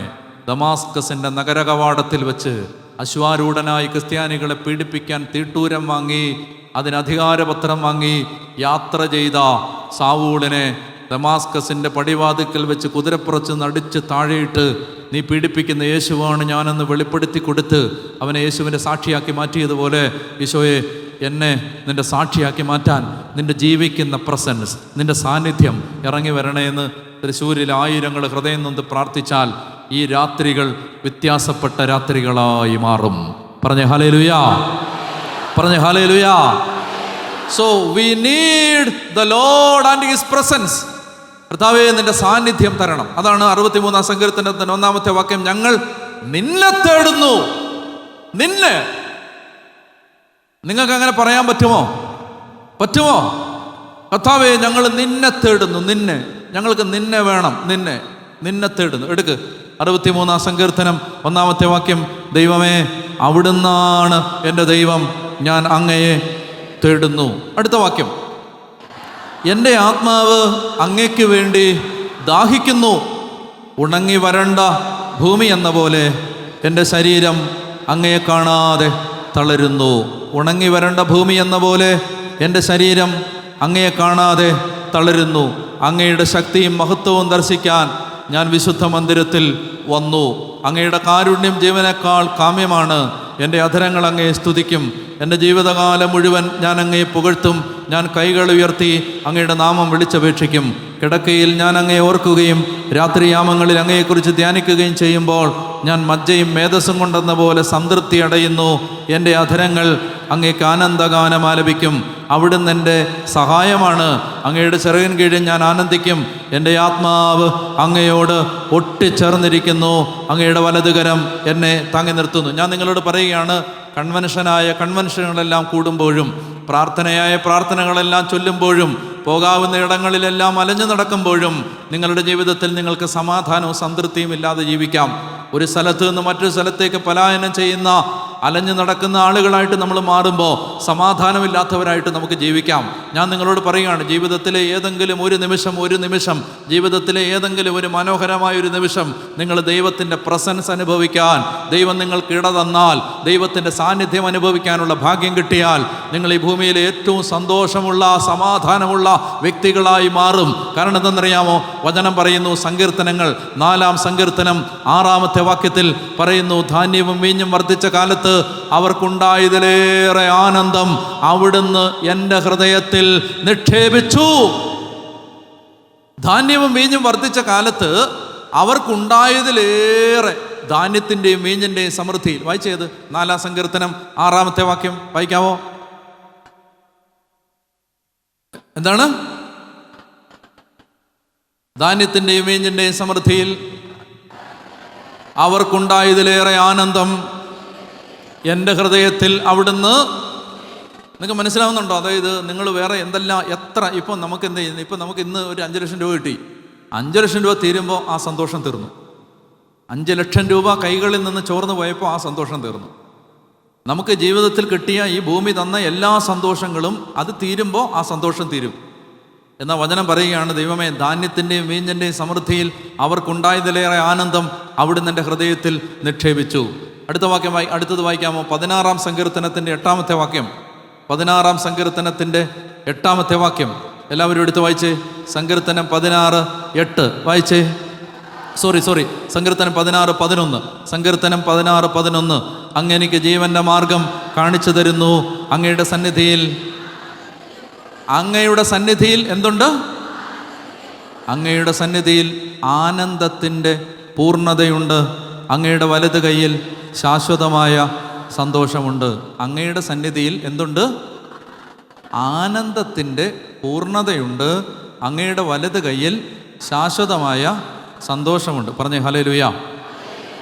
എനിക്ക് മോണിറ്റർ ഒന്ന് കൂട്ടിത്തരാമോ? അങ്ങയുടെ സന്നിധിയിൽ ആനന്ദത്തിൻ്റെ പൂർണ്ണതയുണ്ട്. അങ്ങയുടെ വലത് കൈയിൽ ശാശ്വതമായ സന്തോഷമുണ്ട്. പറഞ്ഞേ ഹല്ലേലൂയ. അപ്പോൾ ശ്രദ്ധിച്ചേ ഒന്നുകൂടെ വായിച്ചത് സങ്കീർത്തനം 16:11. അങ്ങെനിക്ക് ജീവൻ്റെ മാർഗം കാണിച്ചു തരുന്നു. അങ്ങയുടെ സന്നിധിയിൽ ആനന്ദത്തിൻ്റെ പൂർണ്ണതയുണ്ട്. അങ്ങയുടെ വലത് കൈയിൽ ശാശ്വതമായ സന്തോഷമുണ്ട്. അങ്ങയുടെ സന്നിധിയിൽ ആനന്ദത്തിൻ്റെ പൂർണ്ണതയുണ്ട്. അങ്ങയുടെ വലത് കൈയിൽ ശാശ്വതമായ സന്തോഷമുണ്ട്. നിങ്ങൾ ഇങ്ങോട്ട് നോക്കിയേ, എന്നെ നോക്കിയേ. എന്തെന്നറിയാമോ, നമ്മൾ കർത്താവിൻ്റെ സാന്നിധ്യം അനുഭവിച്ച് കിട്ടിയാൽ മനുഷ്യൻ്റെ ഡിപ്രഷൻ മാറും, നിരാശ മാറും, നിങ്ങളുടെ ദുഃഖം മാറും. ഇന്ന് ഒരുപാട് ആളുകളുടെ മുഖത്ത് നോക്കിയാൽ വിഷമാണ്. സത്യം പറഞ്ഞല്ലേ, ഞാൻ എൻ്റെ സ്വഭാവം അനുസരിച്ച് ഞാൻ പട്ടിയും പൂച്ചയും കണ്ടാലും ചിരിക്കുന്ന ആളാണ്. എന്ന് പറഞ്ഞാൽ പട്ടി ഒരു പൂച്ച പോയാലും ഞാനിങ്ങനെ അതിനെ നോക്കി ചിരിക്കുന്ന ആളാണ് ഞാൻ. പക്ഷേ എനിക്ക് സങ്കടം വരുന്നത്, നമ്മൾ ചിരിച്ചാൽ പോലും ചില ആളുകൾ ചിരിക്കത്തില്ല. ഇപ്പോൾ ട്രെയിനിൽ യാത്ര ചെയ്യുമ്പോൾ, ബസ്സിൽ യാത്ര ചെയ്യുമ്പോഴൊക്കെ നമ്മൾ എന്ത് ചെയ്യും, ആളുകളെ വഴി കാണുമ്പോഴൊക്കെ അറിയത്തില്ലെങ്കിലും ചിരിക്കും. പക്ഷെ ആളുകൾ ചിരിക്കത്തില്ല. മനഃപൂർവ്വം ചിരിക്കാത്തതല്ല. കാരണം എന്താണെന്ന് വെച്ചാൽ അവർക്ക് ചിരിക്കാൻ പറ്റുന്നില്ല. ചിരിക്കാനുള്ള ഒരു സംഭവം ഒത്തിരി. ഇപ്പം നിങ്ങൾക്ക് എന്നെ കാണാം, എന്നെ നിങ്ങൾക്ക് കാണാം. ഞാൻ ചില ധ്യാനത്തിൻ്റെ സമയത്ത് എനിക്ക് ഭയങ്കര വരിഞ്ഞു മുറുക്കുന്ന രീതിയിലുള്ള പീഡ വരും. എന്ന് പറഞ്ഞാൽ എനിക്ക് നിൽക്കുന്ന സമയത്ത് ഭയങ്കര അസ്വസ്ഥത വന്നിട്ട് നിങ്ങൾക്ക് ബോധ്യപ്പെടത്തില്ല. പക്ഷെ ഞാൻ ഭയങ്കരമായിട്ട് ഇങ്ങനെ വരിഞ്ഞു മുറുക്കപ്പെടും ചില സമയത്ത്. അപ്പോൾ ആ സമയത്ത് എനിക്ക് ഒട്ടും ചിരിക്കാൻ പറ്റത്തില്ല. അപ്പം ഞാൻ ഇറങ്ങി കഴിയുമ്പോണ്ടല്ലോ, ഒരു കുഞ്ഞുണ്ട്, അതിങ്ങനെ എനിക്ക് മെസ്സേജ് അയക്കും, അച്ഛൻ ഇന്ന് ചിരിച്ചില്ല, അച്ഛൻ ചിരിക്കാത്തെന്തെന്ന് പറഞ്ഞിട്ട് കരഞ്ഞിട്ട് മെസ്സേജ് അയക്കും. ചില ആളുകൾ കരഞ്ഞുകൊണ്ട് വന്നിട്ട് അച്ഛൻ എന്താ ചിരിക്കാത്തതെന്ന് ചോദിക്കും. ഞാൻ ഞാൻ ചിരിക്കണമെന്ന് നിങ്ങൾ പറയുന്നുണ്ട്. നിങ്ങളുടെ അവസ്ഥ എന്താണെന്ന് നിങ്ങൾക്കറിയാവും. ഇപ്പം നിങ്ങളുടെയൊക്കെ മുഖം കണ്ടാൽ ഇപ്പം അടുത്ത സുനാമി ഉടനെ ഉണ്ടെന്നുള്ള രീതിയിലാണ് നിങ്ങളുടെ മുഖം ഇരിക്കുന്നത്. അല്ല, നിങ്ങൾ എന്തോനെ ഭയപ്പെടുന്ന പോലെ എനിക്ക് തോന്നുന്നുണ്ട്. നിങ്ങൾക്ക് എന്തോ വലിയ ഭാരമുള്ളോ എനിക്ക് തോന്നുന്നുണ്ട്. നമുക്കറിയില്ല, നമ്മളിത് ഉള്ളിൽ സന്തോഷമുണ്ടെന്ന് നമ്മൾ വിചാരിക്കുമ്പോഴും നമ്മുടെ മുഖത്ത് ഈ സന്തോഷം വരുന്നില്ല. പലരുടെയും മുഖത്ത് ആ സന്തോഷം വരുന്നില്ല. അപ്പം അതെന്തറിയാം, ഈ ഹൃദയത്തിനകത്ത് സന്തോഷം ഉണ്ടായാലേ മുഖത്തത് വരുത്തുള്ളൂ. മുഖം മനസ്സിൻ്റെ കണ്ണാടി എന്ന് പറയുന്നത് ശരിയാണ്. ഹൃദയത്തിനകത്ത് ഒരു സന്തോഷം ഉണ്ടായാലേ മുഖത്തേക്ക് അത് വരികയുള്ളൂ. അപ്പോൾ ഹൃദയത്തിനകത്ത് ആ സന്തോഷം, ആ സമാധാനം ദൈവത്തിൻ്റെ സാന്നിധ്യത്തിൽ മാത്രമേ കിട്ടത്തുള്ളൂ. നിങ്ങൾ മനസ്സിലാക്കിയിരിക്കണം. നിങ്ങൾ വിചാരിക്കുന്നത് എന്തെന്നറിയാമോ, ഇപ്പോൾ ഈ കൊച്ചിൻ്റെ പരീക്ഷ നടക്കുന്ന സമയമല്ലേ, ഈ പരീക്ഷയ്ക്ക് ഈ കുഞ്ഞ് നല്ല മാർക്ക് വാങ്ങിയാൽ നിങ്ങൾ സന്തോഷിക്കുമെന്നാണ് നിങ്ങൾ വിചാരിക്കുന്നത്. ഒരു ദിവസത്തേക്ക്, അന്ന് രാവിലെ റിസൾട്ട് വരുന്നതിന് അന്ന് ഉച്ച വരെ ഉണ്ടാവത്തുള്ളൂ ആ സന്തോഷം. അത് കഴിയുമ്പോൾ അടുത്ത പ്രയാസമായി. ഇപ്പോഴത്തെ കുട്ടിയുടെ പ്രശ്നം എന്താണ്? ഒരിക്കലും പള്ളി വരാത്തവരും ധ്യാനകേന്ദ്രത്തിൽ കാണാത്തവരും ഒക്കെ പിള്ളേരുടെ പരീക്ഷയുടെ ദിവസങ്ങളിൽ വന്നിരുന്ന് പ്രാർത്ഥിക്കുന്ന കാണാം. ഒരിക്കൽ പോലും അല്ലെങ്കിൽ വരുന്നതല്ല. കുട്ടികൾ പരീക്ഷ എഴുതുന്ന സമയത്ത് വന്ന് പ്രാർത്ഥിക്കാം. നല്ല കാര്യമാണ്, അങ്ങനെ ചെയ്യണം. അങ്ങനെയൊന്നും വരുന്നതേ അല്ല, വചനം കേൾക്കാനൊന്നും വന്നിട്ടേ ഇല്ല. എന്നാലും പിള്ളേരുടെ പരീക്ഷയുടെ ദിവസം വന്നിരുന്ന് പ്രാർത്ഥിക്കുന്ന കാണാം. അവരുടെ ഒരു വിചാരം എന്താണെന്നറിയാമോ, ഈ പരീക്ഷയിൽ ഈ കുട്ടികൾ ജയിച്ചാൽ ഞങ്ങളുടെ എല്ലാ പ്രശ്നവും തീരുമെന്നാണ്. തീരത്തില്ല ചേച്ചി, ഇത് കഴിയുമ്പോൾ അടുത്ത പ്രശ്നം വേറെ ഉണ്ടല്ലോ. തീരത്തില്ല. ഇപ്പം ഈ കുട്ടി കാനഡയിൽ എത്തിക്കഴിഞ്ഞാൽ ഉടനെ ജീവിതത്തിലെ എല്ലാ പ്രയാസവും തീരുമെന്നാണ് ഇപ്പോഴത്തെ വിചാരം. കാനഡയിൽ എത്തിക്കഴിഞ്ഞാൽ തീരത്തില്ല ചേച്ചി. അത് കഴിഞ്ഞാൽ അവിടെ PR കിട്ടാനുള്ള പ്രശ്നമുണ്ട്. പിന്നെ അത് കഴിഞ്ഞിട്ട് അവിടെ ജോലിയുടെ കേസുകളുണ്ട്. പിന്നെ അത് കഴിഞ്ഞിട്ട് ഈ നാട്ടിലെടുത്ത് ലോൺ അടച്ച് തീർക്കാനുണ്ട്. പിന്നെ അത് കഴിഞ്ഞ് ഈ കൊച്ചിൻ്റെ കല്യാണമുണ്ട്. പിന്നെ കല്യാണം കഴിഞ്ഞിട്ട് അതുണ്ടാക്കുന്ന പ്രശ്നം തീർക്കാനുള്ള പരിപാടികളുണ്ട്. ഇത് ജീവിതകാലം മുഴുവൻ ഇങ്ങനെയൊക്കെ തന്നെയാണ്. എന്ന് പറഞ്ഞാൽ ഇതൊന്നും തീരാനൊന്നും പോകണമെന്നില്ല. ഇന്ന് ഒരു പ്രശ്നം തീരും, നാളെ വേറൊന്നും ഉണ്ടാവും. ശ്രദ്ധിച്ച് കേൾക്കുക നിങ്ങൾ. എന്നാൽ ജീവിതത്തിൽ ഒരിക്കലും നിങ്ങൾക്ക് വിഷമിക്കാതെയും ഭാരപ്പെടാതെയും മുഖം മ്ലാനമാവാതെയും ജീവിക്കാൻ പറ്റും. എപ്പോഴാണെന്നറിയാമോ? 1000 പ്രശ്നങ്ങൾ നിങ്ങളുടെ ചുറ്റിനും ഉള്ളപ്പോഴും നിങ്ങൾക്ക് കർത്താവിൻ്റെ സാന്നിധ്യമുണ്ടെങ്കിൽ നിങ്ങൾ സന്തോഷിക്കും. പറഞ്ഞേ ഹല്ലേലൂയ. പറഞ്ഞേ ഹല്ലേലൂയ. കർത്താവിൻ്റെ സാന്നിധ്യമുണ്ടെങ്കിൽ നിങ്ങൾ സന്തോഷിക്കും. കർത്താവിൻ്റെ പ്രസൻസ് കിട്ടിയാൽ നിങ്ങൾ സന്തോഷിക്കും. ചെത്തി പറഞ്ഞേ ഹല്ലേലൂയ, ഹല്ലേലൂയ. അപ്പോൾ അതാണ് വായിക്കാം. അങ്ങനെക്ക് ജീവൻ്റെ മാർഗം കാണിച്ചു തരുന്നു. അങ്ങയുടെ ആനന്ദത്തിൻ്റെ പൂർണ്ണതയുണ്ട്. അങ്ങയുടെ വലത് കൈയിൽ ശാശ്വതമായ സന്തോഷമുണ്ട്. ഇനി 76-ാം സങ്കീർത്തനത്തിൻ്റെ 25-ാമത്തെ വാക്യം. സങ്കീർത്തനം 76-25 സങ്കീർത്തനം 73 സങ്കീർത്തനം 73-25 വായിക്കാമോ? സ്വർഗത്തിൽ അങ്ങല്ലാതെ ആരാണ് എനിക്കുള്ളത്? ഭൂമിയിലും അങ്ങേയല്ലാതെ ഞാൻ ആരെയും ആഗ്രഹിക്കുന്നില്ല. സ്വർഗത്തിൽ അങ്ങല്ലാതെ ആരാണ് എനിക്കുള്ളത്? ഭൂമിയിലും അങ്ങേയല്ലാതെ ഞാൻ ആരെയും ആഗ്രഹിക്കുന്നില്ല. അപ്പോൾ ഇതുകൊണ്ട് ഈ കൺവെൻഷന്, കേൾക്കുന്നുണ്ടോ? ഈ കൺവെൻഷന് എല്ലാവരും ആഗ്രഹിക്കേണ്ടത്, കർത്താവേ അങ്ങയുടെ സാന്നിധ്യം തരണം, അങ്ങ് എനിക്ക് അനുഭവിക്കാൻ പറ്റും. നിങ്ങൾ എത്ര പേര് അത് ആഗ്രഹിക്കുന്നുണ്ടെന്ന് കൈവെക്കാമോ? ഞാൻ നോക്കട്ടെ, ഒന്ന് കൈവശിക്കേ. കർത്താവേ എനിക്ക് അങ്ങയുടെ സാന്നിധ്യം കിട്ടണം, അങ്ങയുടെ പ്രസൻസ് എനിക്ക് കിട്ടണം. കൈയാത്തിടുക. കാരണം എന്തെന്നറിയാം? 28-ാമത്തെ വാക്യം വായിക്കാം. സങ്കീർത്തനം 73:28 വായിക്കാം. എന്നാൽ ദൈവത്തോട് ചേർന്ന് നിൽക്കുന്നതാണ് എൻ്റെ ആനന്ദം. ദൈവത്തോട് ചേർന്ന് നിൽക്കുന്നതാണ് എൻ്റെ ആനന്ദം. ഒന്നുറക്കെ പറഞ്ഞേ, എന്നാൽ ദൈവത്തോട് ചേർന്ന് നിൽക്കുന്നതാണ് എൻ്റെ ആനന്ദം. എന്നാൽ ദൈവത്തോട് ചേർന്ന് നിൽക്കുന്നതാണ് എൻ്റെ ആനന്ദം. എന്നാൽ ദൈവത്തോട് ചേർന്ന് നിൽക്കുന്നതാണ് എൻ്റെ ആനന്ദം. പറഞ്ഞേ ഹല്ലേലൂയ, പറഞ്ഞേ ഹല്ലേലൂയ, ഹല്ലേലൂയ, ഹല്ലേലൂയ, ഹല്ലേലൂയ. ഇനി വീണ്ടും നിങ്ങൾ ദിനവൃത്താന്ത പുസ്തകം എടുക്കണം. ദിനവൃത്താന്ത പുസ്തകം 1 ദിനവൃത്താന്തം 16-ാം അധ്യായം. 1 ദിനവൃത്താന്തം 16-ാമത്തെ അധ്യായം. 1 ദിനവൃത്താന്തം 16, അതിൻ്റെ 10ഉം 11ഉം വായിക്കണം. 1 ദിനവൃത്താന്തം, ഫസ്റ്റ് ക്രോണിക്കിൾ 16, 10 and 11. 1 കൊരിന്തോസ് 16, 10ഉം 11ഉം വായിക്കാമോ? ഓ, നിങ്ങൾ വായിക്കുന്നൊന്നുമില്ല. നിങ്ങൾ വായിക്കും. 1 ദിനവൃത്താന്തം 16, 10 വായിക്കേ. അവിടുത്തെ വിശുദ്ധ നാമത്തിൽ ആഹ്ലാദിക്കുവിൻ, കർത്താവിനെ അന്വേഷിക്കുന്നവരുടെ ഹൃദയം ആനന്ദിക്കട്ടെ. അവിടുത്തെ വിശുദ്ധ നാമത്തിൽ ആഹ്ലാദിക്കുവിൻ, കർത്താവിനെ അന്വേഷിക്കുന്നവരുടെ ഹൃദയം ആനന്ദിക്കട്ടെ. അടുത്ത വാക്യം, കർത്താവിനെ അന്വേഷിക്കുവിൻ. കണ്ടോ? ഒറ്റ കാര്യമാണ് ഞാൻ പറഞ്ഞുകൊണ്ടിരിക്കുന്നത്. കർത്താവിനെ അന്വേഷിക്കുവിൻ, അവിടുത്തെ ശക്തിയിൽ ആശ്രയിക്കുവിൻ, നിരന്തരം അവിടുത്തെ സാന്നിധ്യം തേടുവിൻ. കണ്ടോ? നിരന്തരം അവിടുത്തെ സാന്നിധ്യം തേടുവിൻ. അതുകൊണ്ട് ഒറ്റ പ്രാർത്ഥന നിങ്ങൾ ആവർത്തിച്ച് പ്രാർത്ഥിച്ചുകൊണ്ടേയിരിക്കണം. ഒരു പ്രാർത്ഥന നിരന്തരം പ്രാർത്ഥിച്ചുകൊണ്ടേയിരിക്കണം. പ്രാർത്ഥിക്കേണ്ട പ്രാർത്ഥന ഇതാണ്: ദൈവമേ, എനിക്ക് അങ്ങയുടെ നിൻ സാന്നിധ്യം വേണം, നിൻ്റെ സാന്നിധ്യം എനിക്ക് വേണം. കർത്താവേ, നിൻ്റെ പ്രസൻസ് എനിക്ക് അനുഭവിക്കാൻ പറ്റണം. ഞാൻ നിങ്ങളോട് പറയുകയാണ്, നിങ്ങൾ വളരെ ഗൗരവമായിട്ട് ഇത് ആഗ്രഹിച്ച് പ്രാർത്ഥിച്ചാൽ ഈ 2024 ആമ്പല്ലൂർ കൺവെൻഷന് നിങ്ങളുടെ ജീവിതത്തിലെ വളരെ വ്യത്യസ്തമായ ചില തലങ്ങളിലൂടെ നിങ്ങൾ കടന്നു പോകും. നമ്മുടെ അടുത്തേക്ക് വരാൻ ദൈവം കാത്തിരിക്കുകയാണ്, അവിടുന്ന് കാത്തിരിക്കുകയാണ്. നമ്മളൊന്ന് ആഗ്രഹിക്കണം. നമ്മൾ വേറെ ഒരുപാട് കാര്യങ്ങൾ ആഗ്രഹിച്ചാണ് ഇപ്പോൾ ദൈവത്തിൻ്റെ അടുത്തേക്ക് വരുന്നത്. നിങ്ങൾ ബാക്കിയെല്ലാം മറക്കുക. എല്ലാം തരാൻ ദൈവം സർവ്വശക്തനാണ്. കർത്താവിനെല്ലാം തരാൻ പറ്റും.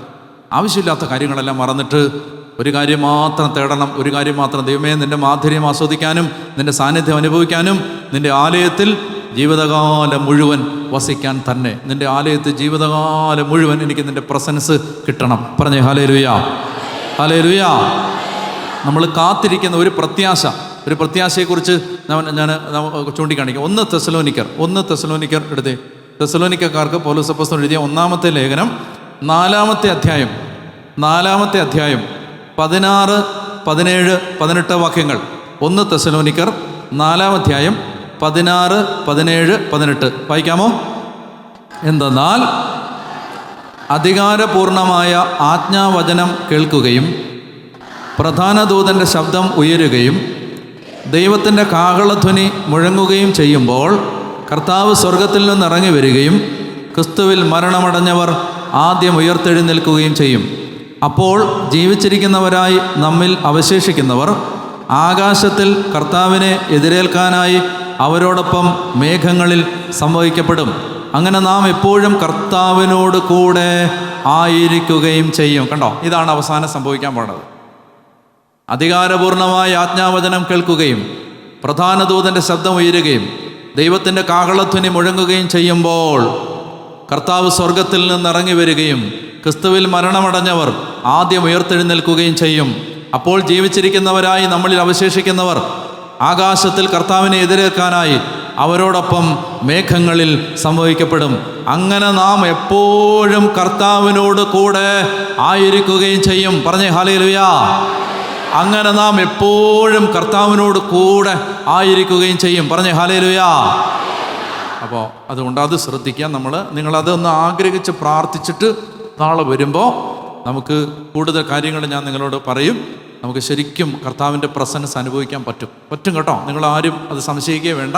ആ വളരെ സോളിഡായ ദൈവത്തിൻ്റെ പവർ, ദൈവത്തിൻ്റെ സാന്നിധ്യം അനുഭവിക്കാൻ പറ്റണം.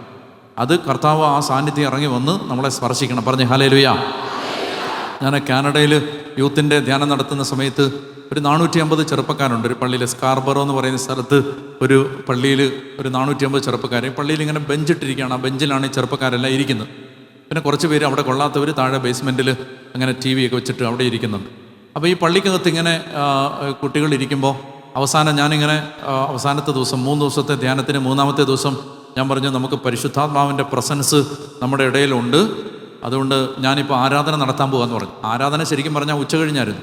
പക്ഷേ ഒരു 11-11:30 ആയപ്പോഴേക്കും ദൈവസാന്നിധ്യം വന്ന് ഇങ്ങനെ ആ കൂടാരം മുഴുവൻ, ആ ദേവാലയം മുഴുവൻ കർത്താവിൻ്റെ പ്രസൻസ് നിറഞ്ഞു എന്ന് എനിക്ക് മനസ്സിലായപ്പോൾ ഞാൻ ആളുകളോട് പറഞ്ഞു, കുട്ടികളോട് പറഞ്ഞു, നമുക്ക് കർത്താവിൻ്റെ സാന്നിധ്യം ശക്തമായിട്ട് ഇപ്പോൾ ഇവിടെയുണ്ട്.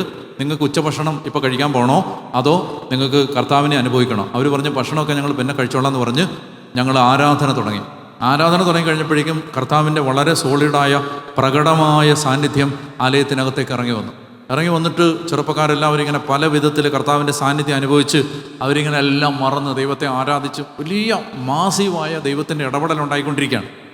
അപ്പോൾ ആ സമയത്ത് ഞാൻ നോക്കുമ്പോൾ ഒരു ചെറുപ്പക്കാരൻ ഇങ്ങനെ കാറ്റടിച്ച് കൊണ്ടുവരുന്ന പോലെ ഇങ്ങനെ മുന്നിലേക്ക് വന്ന് ദിവ്യകാരുണ്യത്തിന് മുമ്പിൽ വന്ന് ഇങ്ങനെ കമിഴ്ന്നടിച്ചങ്ങ് വീണു. ഒരു ചെറുപ്പക്കാരൻ, നല്ല ആരോഗ്യമൊക്കെ ഉള്ള ഒരു ചെറുപ്പക്കാരൻ ഇങ്ങനെ വന്ന് ദിവ്യകാരുണ്യത്തിന് മുമ്പിലേക്ക് അങ്ങ് വീണു. കേട്ടോ, ശ്രദ്ധിച്ച് കേട്ടോ എല്ലാവരും. സ്വത്തറയിച്ച് എടുക്കുന്നവരെല്ലാം ശ്രദ്ധിച്ചോണം. അതായത് ഇങ്ങനെ കർത്താവിൻ്റെ ആ പ്രസൻസ് വന്ന് അങ്ങോട്ട് നിറഞ്ഞു. കേട്ടോ, നിങ്ങൾ ഇതെല്ലാം പിന്നെ ഹലോ ചേച്ചി അവിടെ ഇരിക്കുക പിന്നെ ഞാൻ പറഞ്ഞിട്ട് ഇതിനിടയ്ക്ക് വേറെ പരിപാടി നടത്തരുത്. ഇങ്ങോട്ടേക്ക് അപ്പോൾ ഇങ്ങനെ കർത്താവിൻ്റെ പ്രസൻസ് വന്നിട്ട് ശക്തമായിട്ട് വന്ന് നിറഞ്ഞു. അപ്പോൾ ഇവൻ വന്നിങ്ങനെ മുഖം അടിച്ചിങ്ങനെ വീണ് കിടക്കുകയാണ്. അപ്പോൾ അല്പനേരം കഴിയുമ്പോഴേക്കും ഇവൻ എന്ത് ചെയ്യുന്നറിയാം, അവൻ എഴുന്നേറ്റ് ഈ ബെഞ്ചിൻ്റെ മുകളിൽ കയറി നിന്ന് സ്തുതിക്കാൻ തുടങ്ങി, ഈ ചെറുപ്പക്കാരൻ. അപ്പോൾ കുറേ ആളുകൾ അവനെ പിടിക്കാൻ പോയപ്പോൾ ഞാൻ പറഞ്ഞു, അവനെ പിടിക്കൊന്നും വേണ്ട, അവൻ അങ്ങനെ നിന്നോട്ടം ബെഞ്ചിൻ്റെ മുകളിൽ കയറി ഇങ്ങനെ പ്രാർത്ഥിക്കുകയാണ്, അലറി വിളിക്കുകയാണ്, യേശുവിനെ ഇങ്ങനെ വിളിച്ച് പ്രാർത്ഥിക്കുകയാണ്. എല്ലാം കഴിഞ്ഞിട്ട് ആരാധന എല്ലാം കഴിഞ്ഞ് കൈവപ്പ് പ്രാർത്ഥന എല്ലാം കഴിഞ്ഞ് ഞാനിങ്ങനെ ഇരിക്കുമ്പോൾ ഈ ചെറുപ്പക്കാരൻ പറഞ്ഞു, എനിക്ക് ഒരു കാര്യം പറയണമെന്ന് പറഞ്ഞു. എന്നിട്ട് അവൻ മുന്നിലേക്ക് വന്നിട്ട് അവൻ പറഞ്ഞു, ഡാനിലച്ചാ, ഞാൻ അച്ഛൻ്റെ പ്രസംഗം കേൾക്കുമായിരുന്നു. പ്രസംഗിക്കുമ്പോഴൊക്കെ അച്ഛൻ പറയത്തില്ല, ഇങ്ങനെ മോശ ഇങ്ങനെ കൈ നീട്ടി അപ്പോൾ ഒരു കാറ്റ് വീശി കടൽ രണ്ടായി. അച്ഛാ, ഞാൻ ഇങ്ങനെ കടൽ രണ്ടായി കാറ്റ് വീശി അതൊന്നും ഞാൻ വിശ്വസിക്കത്തില്ലായിരുന്നു. ബാക്കി അതിനകത്ത് പറയുന്ന സംഭവങ്ങളൊക്കെ എനിക്ക് വിശ്വാസമാണ്. പക്ഷേ ഇങ്ങനെയൊക്കെ ഏലിയ ഇങ്ങനെ കൈ നീട്ടി പ്രാർത്ഥിച്ചു, അപ്പോൾ ദൈവത്തിൻ്റെ തീ ഇറങ്ങി, ഞാൻ അതൊന്നും വിശ്വസിക്കത്തില്ലായിരുന്നു. പെന്തക്കോസ്താ ദിവസം വലിയൊരു കൊടുങ്കാറ്റ് ഈ മുറിക്കകത്തേക്ക് അടിച്ചു കയറി, ഞാനതൊന്നും വിശ്വസിക്കത്തില്ലായിരുന്നു. എന്നാൽ അച്ഛൻ കണ്ടതല്ലേ, നിങ്ങൾ കണ്ടതല്ലേ, എന്നെപ്പോലൊരു ചെറുപ്പക്കാരൻ എൻ്റെ സമപ്രായക്കാരായ ആൺകുട്ടികളുടെയും പെൺകുട്ടികളുടെയും നടുവിൽ ബെഞ്ചിൻ്റെ പുറത്ത് കയറി നിൽക്കുമെന്ന് നിങ്ങൾ വിചാരിക്കുന്നുണ്ടോ? ഞാൻ അങ്ങനെയൊന്നും ചെയ്യുന്ന ഒരാളല്ല, എനിക്കതൊക്കെ ചിന്തിക്കാൻ പോലും പറ്റുന്ന കാര്യമല്ല. പക്ഷേ നമ്മൾ ദൈവത്തിൻ്റെ സാന്നിധ്യത്തിന് വേണ്ടി, പരിശുദ്ധാത്മാവിന് വേണ്ടി പ്രാർത്ഥിച്ചുകൊണ്ടിരുന്നപ്പോൾ ഒരു കാറ്റെന്നെ വന്ന് അടിച്ച് കൊണ്ടുപോയി പരിശുദ്ധ കുർബാനയുടെ മുമ്പിൽ കൊണ്ടുപോയി എന്നെ കമിഴ്ത്തിയിട്ടു. അവൻ പറയുകയാണ്, അതിനുശേഷം ആ കാറ്റെന്നെ അടിച്ച് എനിക്ക് നിൽക്കാൻ പറ്റുന്നില്ല, നല്ല ബെഞ്ചിൻ്റെ പുറത്തേക്ക് കയറ്റി എന്നെ ഇങ്ങനെ കർത്താവിനെ ആരാധിപ്പിക്കുകയാണ്. അവൻ പറയുകയാണ്, അച്ഛാ, ഞാനിനി ഒരിക്കലും ദൈവവചനത്തെ സംശയിക്കത്തില്ല, വചനത്തിൽ എഴുതപ്പെട്ടതെല്ലാം സത്യമാണ്, കാറ്റടിക്കുമെന്ന് പറഞ്ഞാൽ കാറ്റടിക്കും. പറഞ്ഞേ ഹല്ലേലൂയ. അപ്പോൾ പറയുകയാണ്, കാറ്റടിക്കുമെന്ന് പറഞ്ഞാൽ കാറ്റടിക്കും. എനിക്കൊരാഗ്രഹമുണ്ട്, എന്തെന്നറിയാം, തൃശ്ശൂരുകാരെ എനിക്കിഷ്ടമാണ്. എനിക്കൊരാഗ്രഹമുണ്ട്, ഈ കൺവെൻഷൻ കഴിയുമ്പോൾ കർത്താവിൻ്റെ സാന്നിധ്യം കൊണ്ട് നിറഞ്ഞ് ലഹരി പിടിച്ചവരെ പോലെ നിങ്ങൾ ഇവിടുന്ന് പോകണം. ലഹരി പിടിച്ച് കർത്താവിന് അവരെ കണ്ടിട്ട് ഒന്ന് പെന്തക്കോസ്താ ദിവസം ആളുകൾ പറഞ്ഞു, ഇവർ പുതുവീഞ്ഞ് കുടിച്ച് ഉന്മത്തരായിരിക്കുകയാണ്. ലഹരി പിടിച്ചവരെ പോലെ. ഹന്ന എല്ലാം മറന്ന് ദൈവത്തെ ആരാധിച്ചപ്പോൾ ഏലി പുരോഹിതൻ ചോദിച്ചു, നീ മദ്യപിച്ചിട്ടുണ്ടോ ചോദിച്ചു. ആത്മാവിൻ്റെ ലഹരി കുടിച്ച് ആത്മാവിൽ നിറഞ്ഞ് നിങ്ങൾ വീട്ടിലേക്ക് മടങ്ങണം. പറഞ്ഞേ ഹല്ലേലൂയ. അത് സംഭവിക്കും, അത് സംഭവിക്കും, അത് സംഭവിക്കും. ദൈവത്തിൻ്റെ വചനം അത് പറഞ്ഞിട്ടുണ്ട്, അത് സംഭവിക്കും. അതുകൊണ്ട് ഞാൻ നിങ്ങളോട് ആവശ്യപ്പെടുകയാണ്, നിങ്ങൾ എന്ത് ചെയ്യണം? കർത്താവിനെ തേടണം. കർത്താവേ, എനിക്ക് നിന്നെ വേണം, ഞാൻ നിന്നെ തേടുന്നു, ഞാൻ നിന്നെ അന്വേഷിക്കുന്നു, എനിക്ക് നിന്റെ സാന്നിധ്യം തരണം. ഇതാഗ്രഹിക്കണം. പറഞ്ഞേ ഹല്ലേലൂയ, പറഞ്ഞേ ഹല്ലേലൂയ. ഇനി എഴുന്നേറ്റ് നിന്നേ. അങ്ങനെ എല്ലാ അർത്ഥത്തിലും അയാളൊരു പൂജ്യമായിട്ട് മാറിക്കഴിഞ്ഞപ്പോൾ അയാൾ ആടുകളെ മേയിച്ച് ദൈവത്തിൻ്റെ മലയായ ഹോറേബിൽ എത്തിച്ചേർന്നു. ഒരു മനുഷ്യൻ്റെ തലവര ദൈവം തിരുത്തി എഴുതാൻ പോകുന്നത് അയാൾ ഒരു അഗ്നിയെ നേരിടുമ്പോഴാണ്, ഒരു തീയുടെ മുമ്പിൽ എത്തുമ്പോഴാണ്. വഴിമുട്ടി നിൽക്കുന്ന ഏതൊരു മനുഷ്യൻ്റെയും, ജീവിതത്തിൻ്റെ നാൽക്കവലകളിൽ പകച്ചു നിൽക്കുന്ന ഏതൊരു മനുഷ്യൻ്റെയും, വഴി കാണാതെ ഉഴറുന്ന ഏതൊരു മനുഷ്യൻ്റെയും, ഗതികിട്ടാതെ അലയുന്ന ഏതൊരു പാഴ്ജന്മത്തിൻ്റെയും പ്രതീകമാണ് മോശ. അയാളുടെ തലവര മാറുന്നത് അയാൾ ഒരു അഗ്നിയെ നേരിടുമ്പോഴാണ്. ഇത് നശിപ്പിക്കുന്ന അഗ്നിയല്ല, ഇത് നിന്നെ ഉയർത്തുന്ന അഗ്നിയാണ്. ഇത് നിന്നെ നശിപ്പിക്കുന്ന അഗ്നിയല്ല, ഇത് നിന്റെ തല ഉയർത്തി നിൽക്കാൻ നിന്നെ സഹായിക്കുന്ന അഗ്നിയാണ്. ഹല്ലേലൂയ.